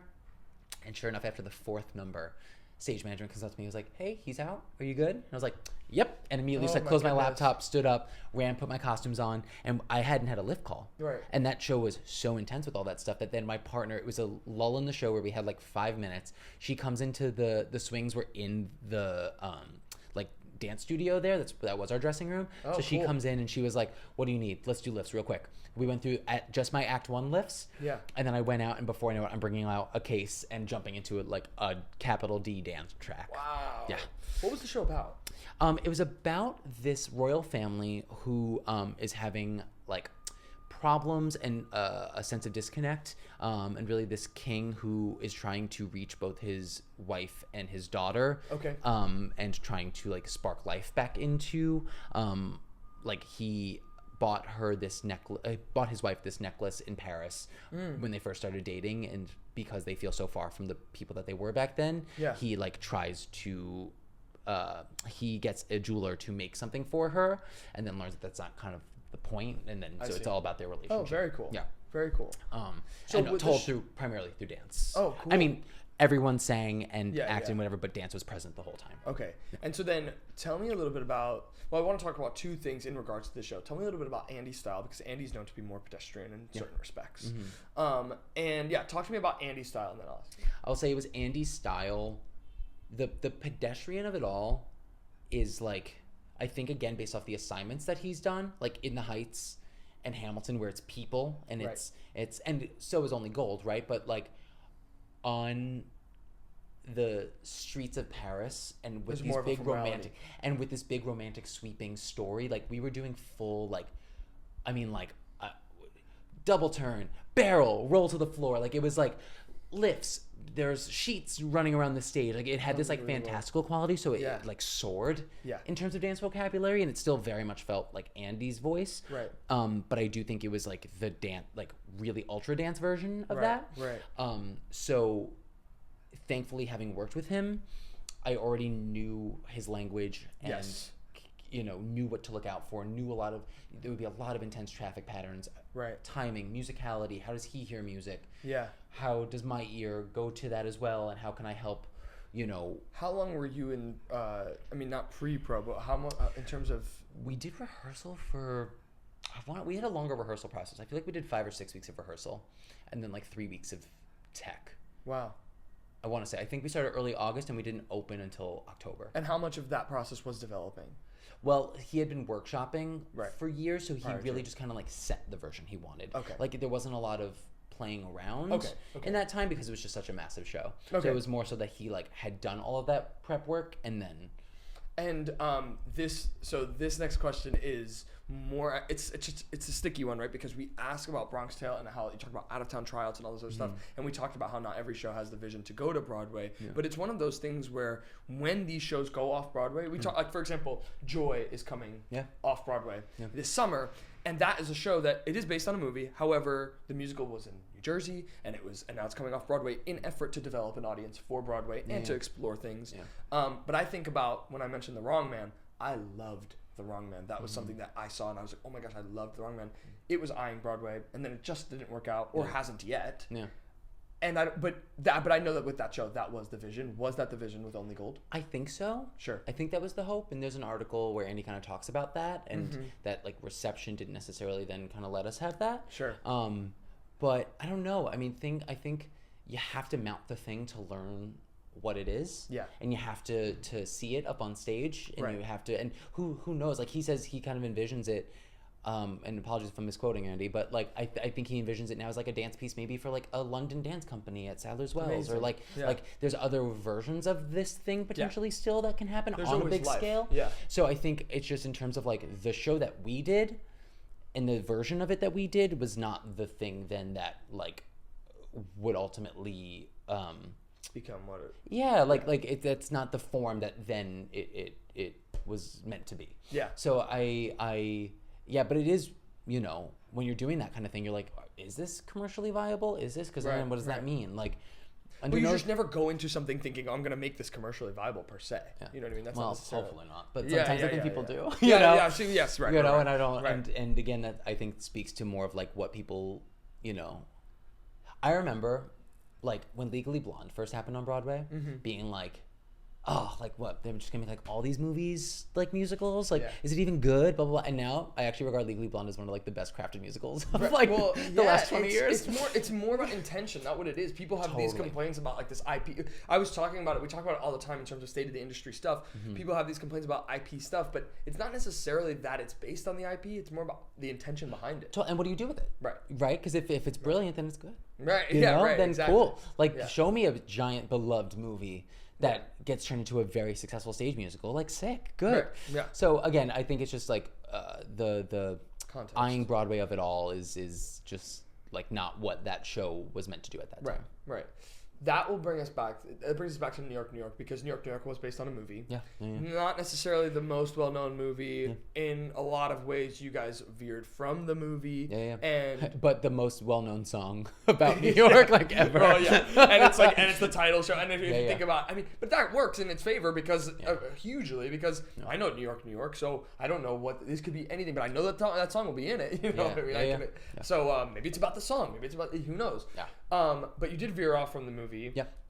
And it had this beautiful life of its own. When you guys moved it to rehearsals, how much of the development stage that you guys had done in the workshop was set, and how much of it was still crafting? We analyzed like every moment in terms of, I'll talk of in terms of dance. Yes, right, of course. But like we had 2 weeks of pre-production before the Broadway run, which was fantastic. That me, Stro, Jenny and Tara, the members of Teen Dance, and then a bunch of cast members were hired for those 2 weeks as well. Okay. So we were able to like start setting things again, see how it looks. We had new numbers added, like the San Juan Supper Club number was very different in the workshop. Oh, is that right? That was really not choreographed. Yeah. It was more casual. It was more about the musicians and like social dance on the side. Like everyone had like... And granted, it was definitely a placeholder, but it didn't build the way that it did in the version that you ultimately saw. So that was rethought. But like Wine and Peaches, the construction number was pretty much that in the workshop. Okay. The opening, pretty much, but like much more refined, much more. I don't know. It's hard in a workshop, like. I don't know. I think we all think that when you get to a certain level, you're going to have nothing but time and resources and whatever. Yeah. But you come to learn that like everyone's on a time crunch. Yeah. That even with like a 5-week developmental workshop, like New York was a massive show and we were trying to stage the whole thing for the workshop. So we really didn't have a lot of like playtime. Legroom, yeah. You know? And thankfully, we had somebody at the helm who was so organized and so communicative with her ideas that we could have at least a little bit of like experimentation. Right. But you know, it's not as like. How many new things were coming to you from? Well, I because you can't neglect to mention that an absolute legend is working with John Kander is the best. You know, it's and a new living legend with Lynn. Yeah. Those two names alone it's huge. And when you talk about like the Fred Ebb of it all and Lynn filling in certain blanks of like Gold or my own music or you know things like that. I remember I was in for New York and I was in for that character, and my own music was the cut that they had sent us was totally different from what I remember seeing my own music and being like, oh my gosh. And then that whole idea of the orchestrations, and some of it might just be for audition purposes, but the whole idea of it being the jazz versus this Latin quality was it was so different and also so nuanced. I thought it was awesome. You know, but how much did the music changing and the writing inform what you guys were doing? Was there a lot of that? Not a lot of change between workshop and show. Definitely new numbers. Gold was not there at all. That was written between the two. It was this other number that like Mateo loved telling stories and was just like a creative kid, so it was like one of his stories, rather than like the I Want song of it all that Gold became that I loved. And there were other moments in the show, like Emily Skinner had another song somewhere in there. I think Colton probably had another there were definitely moments that things evolved, I mean the workshop was probably like over 3 hours because it's just it's the first go at something, so to cut it down to a time that's acceptable to an audience, but we watching Candor work was like one of the biggest privileges of like I never thought I would make a show with this generation. Do you know what I mean? Like I have enough like belief in myself to hope and to feel like I'm gonna get to hopefully do some fun things, right? And I hope I get to make things that last and that someone one day says that they love. But to get to make a show for like basically from the ground up with Susan Stroman, John Candor, Lynn, who yes by all means is the next generation, but is also a legend now in his own right, and whose work I've fallen in love with and have done also for years.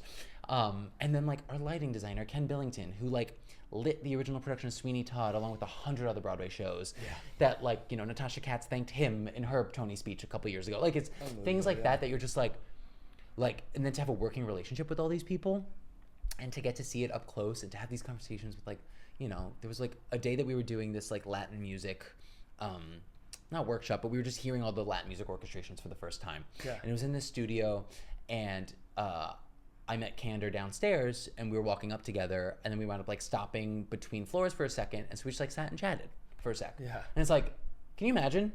It's stunning. When we recorded the album, I was there for all the days of it, just be a part of it and hear it and all that fun stuff, and to be there for the tap sounds also. And we somebody was like, oh, go in and say hey to Candor, like blah, blah. And I went in, he was like, oh, and then I was just like, are you kidding? Like in what world? Really... And like in the same breath that you want to like be chill about it, and like because at a point it's like, well, this is my job and these are my the people I work with, but then I like take the zoom out and like little like 3-year-old me who went to Greece that day with like the rolled up sleeves is like, this is objectively crazy. You know what I mean? It absolutely is. So it was such a gift, and I learned so much on that show, and I think I kind of keep going back to like, how much can I be a sponge? Always, I hope. I don't ever really want to lose that. Which is kind of amazing, because what I've read about him is that even in his 90s, that is what that is. It's like he's learning in his own right, and that's why he's still working, right? And like still living. You know what I mean? Like he's still learning to. And his like zest for life and his energy and his it's really remarkable to see. He is such a force, and like to keep going like that at 96. It's remarkable. Hello? It's crazy. It was truly one of the like most life-changing experiences I've ever had, in just that it just felt so formative to me, and to be around people who respect each other so much and respect the people that they're working with and who lead from that and who can disagree about things but can work it out, and who it was a masterclass. Last thing about New York, just because this is bringing this show to the town. This is a huge, it's just like you guys are doing this in a way what feels like a passion project, right? And then you bring it to the town, and the town talks so much. The town talks so much. It's one of those things where it's like, it's your, I always feel like it's like, it's your secret, and then you share it with people, and everything that they have to say is what they have to say, but inevitably some of it creeps in, and before that it was just your secret, and then when it becomes not that case, there's all this reception. How does the reception affect, at the very least mentally, what you guys are going through, particularly when it comes to, more so almost when it comes to previews, and there's hubbub around the city, and then the reviews come in, like that process. The thing, I think it's hard, right? Because you believe in something, and it taught me that like nobody is setting out, everyone's trying their best when they're on a show. When you're creating something, you are putting your all into it because you think that is the right move to make, that is the right decision, that's my right creative decision, and you just don't know how it's going to be received, like there's so much to do with timing, there's so much to do with, and like is every creative endeavor going to be perfect? No. Is there always room for growth and criticism and what, like 100%, right? But it is interesting to watch the reaction build up, and like the difference between our first preview and our second preview was pretty chilling. Is that right? In that like our first preview felt like we have the next great New York hit. we have the next great Broadway sensation. There were mid-show standing ovations. Anna got a standing ovation for World Goes Round. Oh my goodness. Like, it was, which honestly, and shout out to Anna Uzele, like that held up throughout the run. She got standing ovations a lot. Yeah. But we like, the second preview, I remember the energy that we felt from first preview was like so out, and it was a Saturday night. I remember being like, oh, and I think that's safe to say for every show that you can't trust your first preview because there's theater fans, there's friends and family, there's like, you know, but I think that's when I started being like, oh, well, what is the reception going to be? Yeah. And so it's tough because when people, opinions are always going to exist. Yeah. But when something feels critically lauded to a certain extent, not lauded, critically, I don't think that's the right word. Critically, I don't know, bashed. Like, you know, we got some rough reviews, and the thing you have to like come to terms with is that you believe in that thing. Yeah. And that you set out to do that. Right. And that was the like, we all believed in that show wholeheartedly. Right. You know, and could things have been changed and stuff? Like, of course, that's every show, you know? Yes. But you put it out there hoping that people love it and that people get what you want. And the thing that we wanted was for people to love New York again and to believe that the city can overcome things and that the city, even in its shittiness, can have this magical quality. Right. So, and some people did feel that, and some people love that show, and some people, you know, apparently the score was played, the soundtrack or cast recording was played at the Olive Garden in like the middle of Louisiana, I was told. Oh my goodness. A girl who was in a show that I choreographed last year, she's like, just so you know, they play it at the Olive Garden all the time. And I was like, so funny. I was like, hey, I love that. That's the life of New York, I guess. But and you know, and so we only ran for like 110 performances, and that was hard, and it was a roller coaster, right? Because we opened, the reviews were not great. Yeah. And then 2 days later, we recorded the album, and the Tony noms came out. And we had the second most noms. Right, you guys were at the tail end of the season. Totally. Yeah. And so then we're like, we're back in.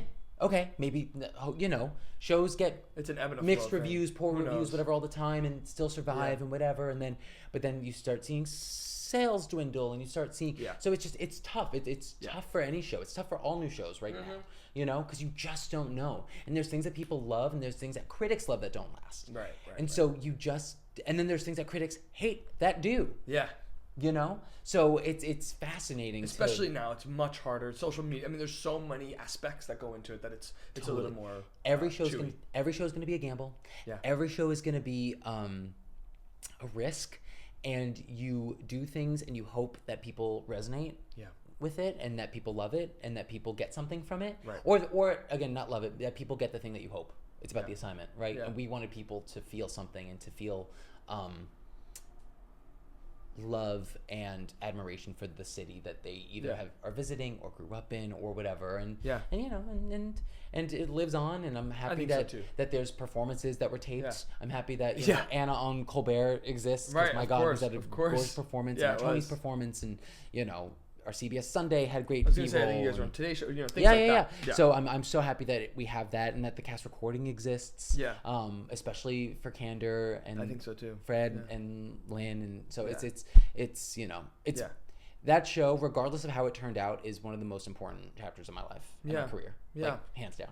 Oh, lovely. That's awesome. So now let's talk about Juliet. Yeah. What was your process for auditioning for Juliet and for being involved in Juliet at all? So I sent in a tape for Juliet while I was still in Hamilton, I think they were casting. Yeah. For the Toronto production. Oh, and wow. I sent in a tape of me doing Which Can't was Stop the original Feeling. production, I think, right? Yes. Yeah. No, so they did the West End first. Okay. London existed for a long time, and then the North American that would become Broadway was the Toronto out of town, and then that whole cast moved to Broadway. So I sent in a tape of me doing Can't Stop the Feeling, and and that was it. I didn't hear anything else. And I was like, and my agent was like, do you want me to follow up or whatever? It feels like it could be a good fit. And I was like, no, it's all good. Like, because I knew New York was happening already. Yes. So I was like, it's fine. I will just let's put the focus there. I feel very confident that will like happen. And you know, it shows, it's good to have eggs in multiple baskets. It was coming to Broadway that fall. It came to Broadway the fall of 22. Or was it on already? No, it came fall of 22. You're right. Okay. It was fall of 22, because then Tony's of 23. Yeah. Okay, cool. So I went and saw it. Yeah. Right after previews or right after it opened. Loved it. Yeah. And then I didn't think about it until a friend of mine was leaving, and my agent got an email from castings asking for for me to go in, and I was choreographing The Wizard of Oz at the time up at the Jiva Theater. Yes. This was post me really pivoting, because New York, I kind of said, well, I had this giant associate credit. Right. I just did this. Like, let me use this right. in terms of just like putting myself out there, getting in touch with people, hit the ground running as a choreographer. Like, yeah. I'm doing the thing. Yeah. I've checked off a lot of the boxes that I want to as a performer. I'm kind of okay with this. Yeah. And so I was doing that, and then I was like, and Juliet sounds like a good time. Yeah. Like, yeah. I don't know, dance to Backstreet Boys on Broadway. Like, right.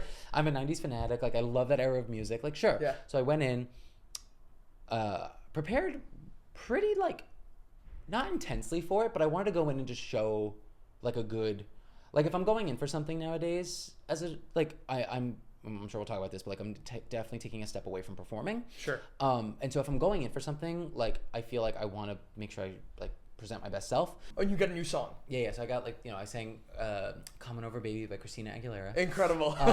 And prepped like the Lord Capulet stuff, and just it's like I just want to like feel prepared. Now, if I'm going in for something, I want to make sure that I'm presenting my best self. Yes. That I thankfully now have some credits and things that like feel a little more like, okay, if I don't want to come in as like a mess. Right. If I'm Sure. going in. So I drove down, I danced, I was also in town for like another audition that day, so I was kind of running back and forth between like the two, like from Ripley and Pearl that day. Yeah. And then the next day had callbacks, did that, sang, read, did everything, and then I was like, well, that was fun. Like, if I get it, cool, and if not, like, I had a good time. Yeah. And then I got a call the week after saying, you're in the final two. Oh my gosh. They're figuring out whatever, and then a couple days later got the offer. Amazing. And so it was like, ooh, okay, I guess I'm gonna do this. Yeah. And it was to be swing and assistant dance captain. Yeah. Which, was kind of a nice, I looked at it as like a potentially a little break. Yeah. While still having some voice in the building, but not being main dance captain after having done that so many times. Right. But then I wound up becoming dance captain while I was there also. Couldn't help yourself. Well, sure. But no, and also like, I that only came in my last couple months when the girl who was dance captain left to do another show, and then I got bumped up, and so like, but I definitely was very involved in team dance there. Right. But it was such a fun show. The audience. It was a really fun show, and I saw you in it, and it was awesome. Thanks. It was awesome. My like first show, I was on stage. Betsy Wolf comes out, and the audience, like, she says her first line, the audience erupts in laughter, and I was like, oh, I haven't been in a funny show in like since like college or something. I haven't done like a comedy. It's Dirty Ron Scoundrels. Yeah, like kinda. Spamalot was like the last time I did like a rip roaring. I've done like a couple musical comedies and stuff. Like there were funny lines in Hamilton and in Only Gold. It's not and like Angela is a comedy. Capital C comedy. Yeah. And so I was like, oh, so to be a part of a show like that for a year that just brought a lot of joy to people, and that felt like an unabashed celebration of self and empowerment and joy and love. It was a really, really fun show to be a part of, and I'm really glad I got to do it. Yeah, you were awesome in it. Thanks. You were great in it, and the choreo was awesome too. I mean, it would have people, especially because they knew, like towards the end, I thought the boy band bit was everybody was the thing. Let me tell you, when I saw the show, I don't know why. Spoiler alert. Fast forward like 10 seconds if you don't want to hear it. The last name is Dubois of two of the characters, and they have this band that they talk about, blah blah blah blah blah blah blah. And earlier in the show, Juliet's like, Frankie Dubois, and he's like, Dubois, and so like, you don't register it. That then when they sing Dubois band's back, all right, I lost my mind. I lost my mind with the audience. And when they started with everybody, I looked at my friend who I went with, and I was like, they're not doing this, because he'd already seen the show. I was like, are they doing this in like the best way? That's not like me saying anything negative about it, but I was like, are they really going for this? And then Dubois band happened, and they projected on the back screen. Lost my mind. Yeah, the funniest thing. So funny. And it pays off, and there's pyro, and like, it's so much. So much to people lost. I would always choose a pose at the end of that with my arms down, because I knew we'd have to hold for applause. And if there was like a day I forgot and like did an arm up, I'd be like, oh crap. crap. Because it's just like, because they would go nuts for it every night. Right. That's awesome. Okay, let me talk to you about your teaching. You teach at Steps and BDC. Yep. Right? Yep. And you weekly. You're there now. Yes. And tell me about, because you said you've been doing it for a long time now, since even before Bronx Tale. Yeah. What is the process like to get that job? So I think there's like many ways to go about it. Yeah. I started teaching in the city when I was a sophomore in college. Yeah. Was when I started like renting space Studios and like, out. and I wouldn't charge anybody. I had a lot to learn, and I felt like I don't know what I offer as a teacher. So Sure. like, if you could throw me like $10 donation to help cover the room because you're here, that's cool. But if not, also that's okay. Yeah. I'm kind of willing to like swallow some of that money right now. Yeah. And so over the years, I then started emailing Steps and BDC. I was a program student at BDC. I did a summer program there, so I knew some of the higher ups there. So I emailed them, and it took me like years to like. I did the program in 2014. My first class at BDC was 2017. Okay. And that's also because I believe it was Al Blackstone was the first time I subbed. He like put my name out there to them. Okay, got it. So again, like it just kind of takes like knowing someone in there. Same with Steps. I've been wearing them down for years, emailing every year, every 6 months, more materials, more teaching things, another resume. Because I also didn't have credits at the time besides like regional gigs and whatever. And so, you know, it's easier. If I were to just start teaching now, I would probably have an easier time because of what I've done so far. Sure. So like, but like back then I had to like prove it a little bit more, which rightfully so. Yeah. And so then, but then again, a friend who was teaching there had me sub his class. So that's kind of how I got it. Got it. And then my classes started picking up in popularity, and it was a slow another grow. talk of the town thing. Like, you know what I mean? Like, that's also a big part of it, is like people want to be in that room, people want to. That's the hope, you know. And that's and it's taken time to build numbers, and there's days that I've had 7 people in my class, and there's days I've had 55 people in my class. Wow. You know, and so, and it comes and goes and ebbs and flows, and it's you know. What do you find interests you the most about that, about teaching? For myself, it's removing my ego from that. Yeah. It kind of feels like I'm having a little party every week. But But I'm in 2nd grade having a party, and I'm worried that kids aren't going to come. Oh. You know what I mean? And like, my boyfriend makes fun of me because I'll be like, maybe this is the week no one comes. And I text him like 50 people. He's like, shut up. So like, but it's true, because also you don't know if there's a big audition that day in the theater sphere. People aren't coming. Right. Sure. You know? Sure. Like the week before Thanksgiving. Yeah. Was the last class I taught before I went back into Hamilton. I want to say 12 people in class, which was like the lowest number I've had in a really long time. Yeah. And then when I got back post holidays and everyone was back, I had like 40 in that next class. Right. So it's, again, you can't take it personally. Yeah. And I have to show up for the people who came.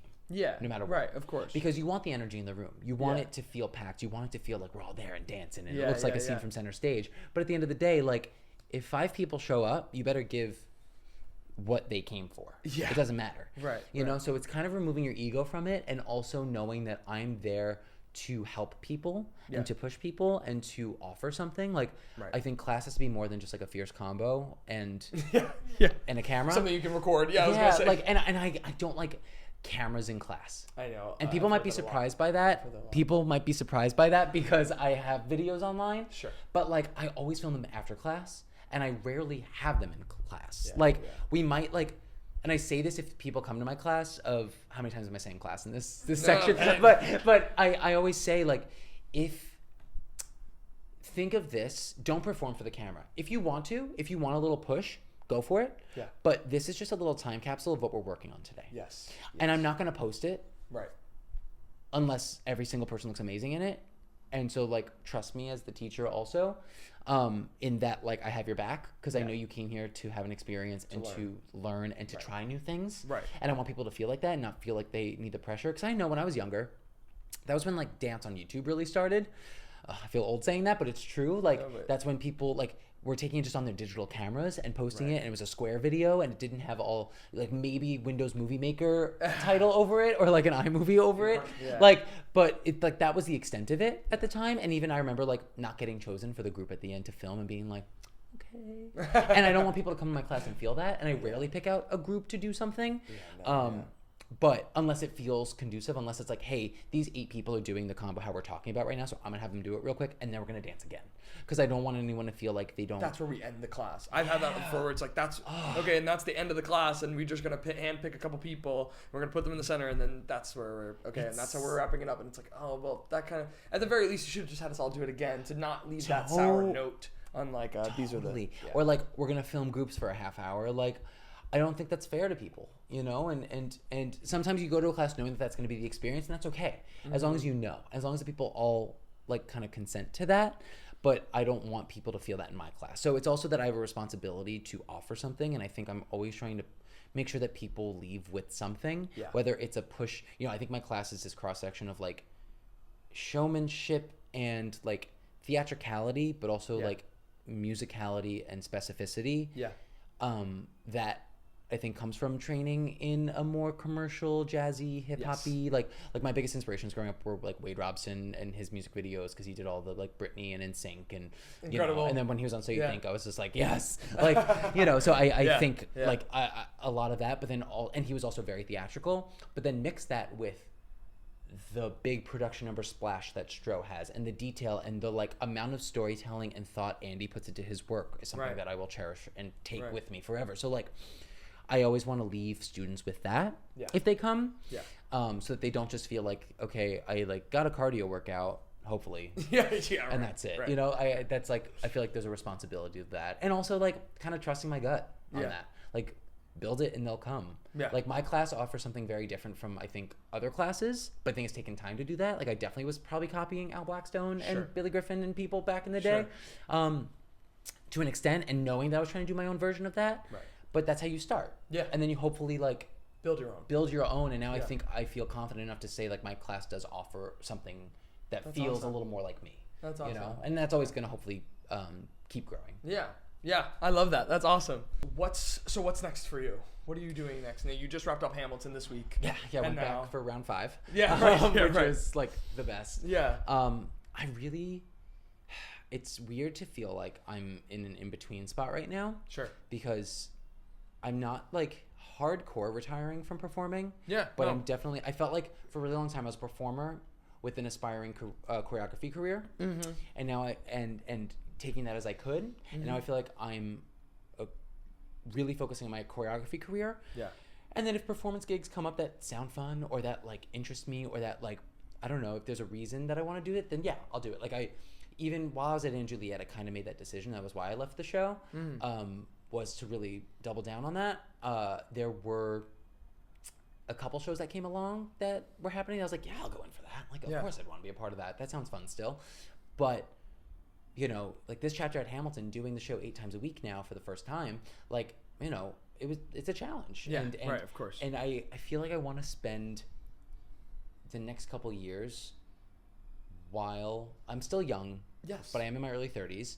And like, you know, I want to spend the next couple of years like developing my own work, and while I still have the ability to show stuff how I want it, and still dance the things that I want to create, that I want to like put more energy to that. And that's not to say I'm not going to do the other stuff, but the goal is to really like hit the ground running with my choreography career, and just like, even if I'm not like you kind of have to be okay with not working in a pivot like this. Of course. But knowing that my name is getting said in rooms, knowing that I'm interviewing for jobs. Like I've interviewed for a couple things I haven't gotten as a choreographer, but it's like, cool, I'm being considered. I'll tell you this funny story. I was in Pearl the other day, and I'm speaking to this guy, and he's like, oh, you know, I was like, how many did you get to today? And he's like, oh, I was over at this one, I was over at that one, I went in for a dance call. He's like, I don't normally go in for dance calls. And I was like, oh, that's funny. What was it for? And I think he was like, oh, it's for JCS. And I was like, oh, cool. And he was like, where's it happening? He's like, oh, the Fulton. He's like, but it was the Fulton, right? Oh, the Rev I'm doing. The Rev. Yes, the Rev. And I was like, oh, cool. And he was like, yeah, but it felt good. He was like, I was a little nervous at first because I was like, I know Phil Colgan, but he was like, but he made the room so nice and blah, blah, blah, blah. And I had no idea that's how I found out about it, that you were down the hall. But yeah, I just thought that was so funny, and I was like, oh, there it is. That is exactly that. Thanks. You know what I mean? And it's like it's the hope, and I'm glad to hear that people felt, whatever. But that's what I mean when it's like, oh, there's a Phil Colgan room, which is really cool. I'm like, oh, that's and I hope there's more. Yeah, right. Yeah, right. But I really I just love making things, and I love working with people, and I love getting to set a tone for a room. I love getting to be the person that people look to, and I think it's a big responsibility. Yeah. And I think I don't take it lightly. Yeah. So I just want to keep doing that, and also keep working with people. I think collaboration is the thing that I'm most excited about, and that's when I left in Juliet, I sent 50 emails to people of just being like, hey, I'm really doing the thing now. If you want to get coffee, if you know anyone you think I might enjoy or might enjoy me, and and it's not about capital N networking. No. For networking's sake, but it's just about relationships. The whole point of this thing is hopefully to have fun on the way. I didn't get into this to make the big bucks. No, I really want to foster relationships that will mean something, and that will I don't know, become hopefully fun artistic endeavors at some point. Yeah. And I have goals within that, and yes, I would love to choreograph and direct on Broadway, and within commercial theater, and I would love to do film and TV. That's I would what love we're manifesting. To do hope so. Yeah, right. Right. But the that's the goal, is just to kind of be a working creative. Yeah, love that. In terms of manifesting, I've been asking every guest this, or pretty much every guest this. Give me a dream guest, someone that you want in this chair. Oh, for you to talk manifest, to? Yeah, we're manifesting. And then we'll see. Hopefully we'll get some. Oh.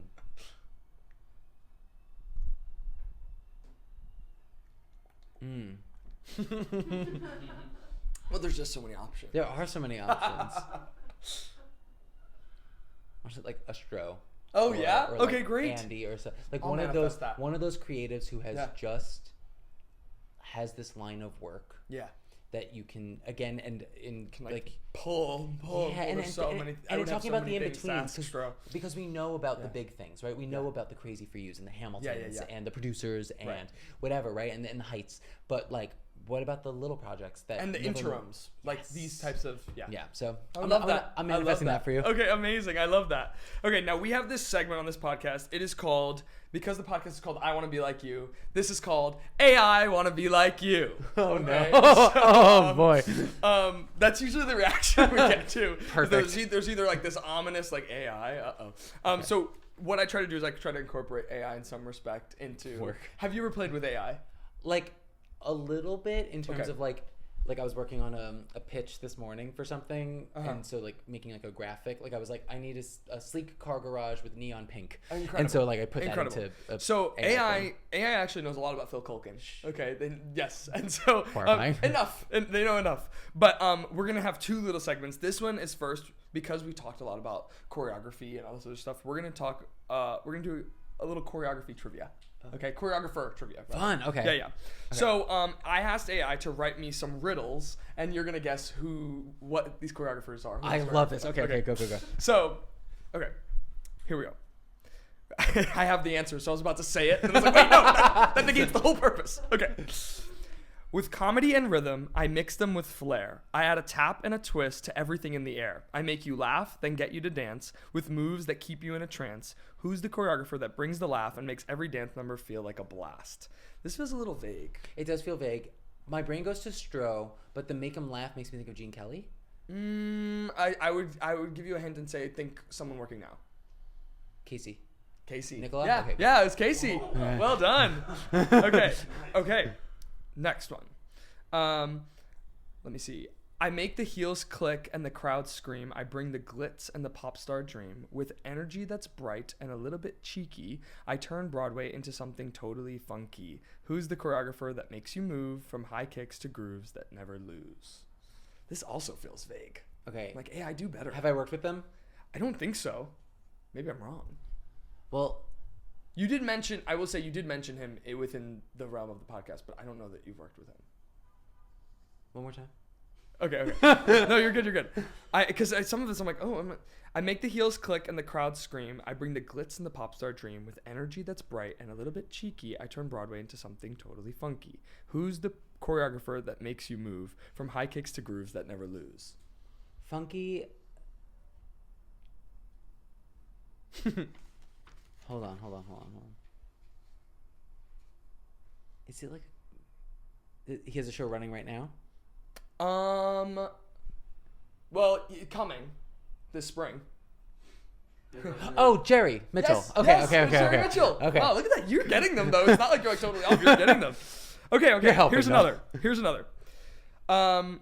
From the rhythms of Latin to the rock and roll beat, I bring moves that will sweep you off your feet with a flair for storytelling and steps so divine. I make every number feel so intertwined. Who's the choreographer with a pulse so strong that when they move, it feels like a song? Sergio? Yeah. Okay. Sergio. Okay, amazing.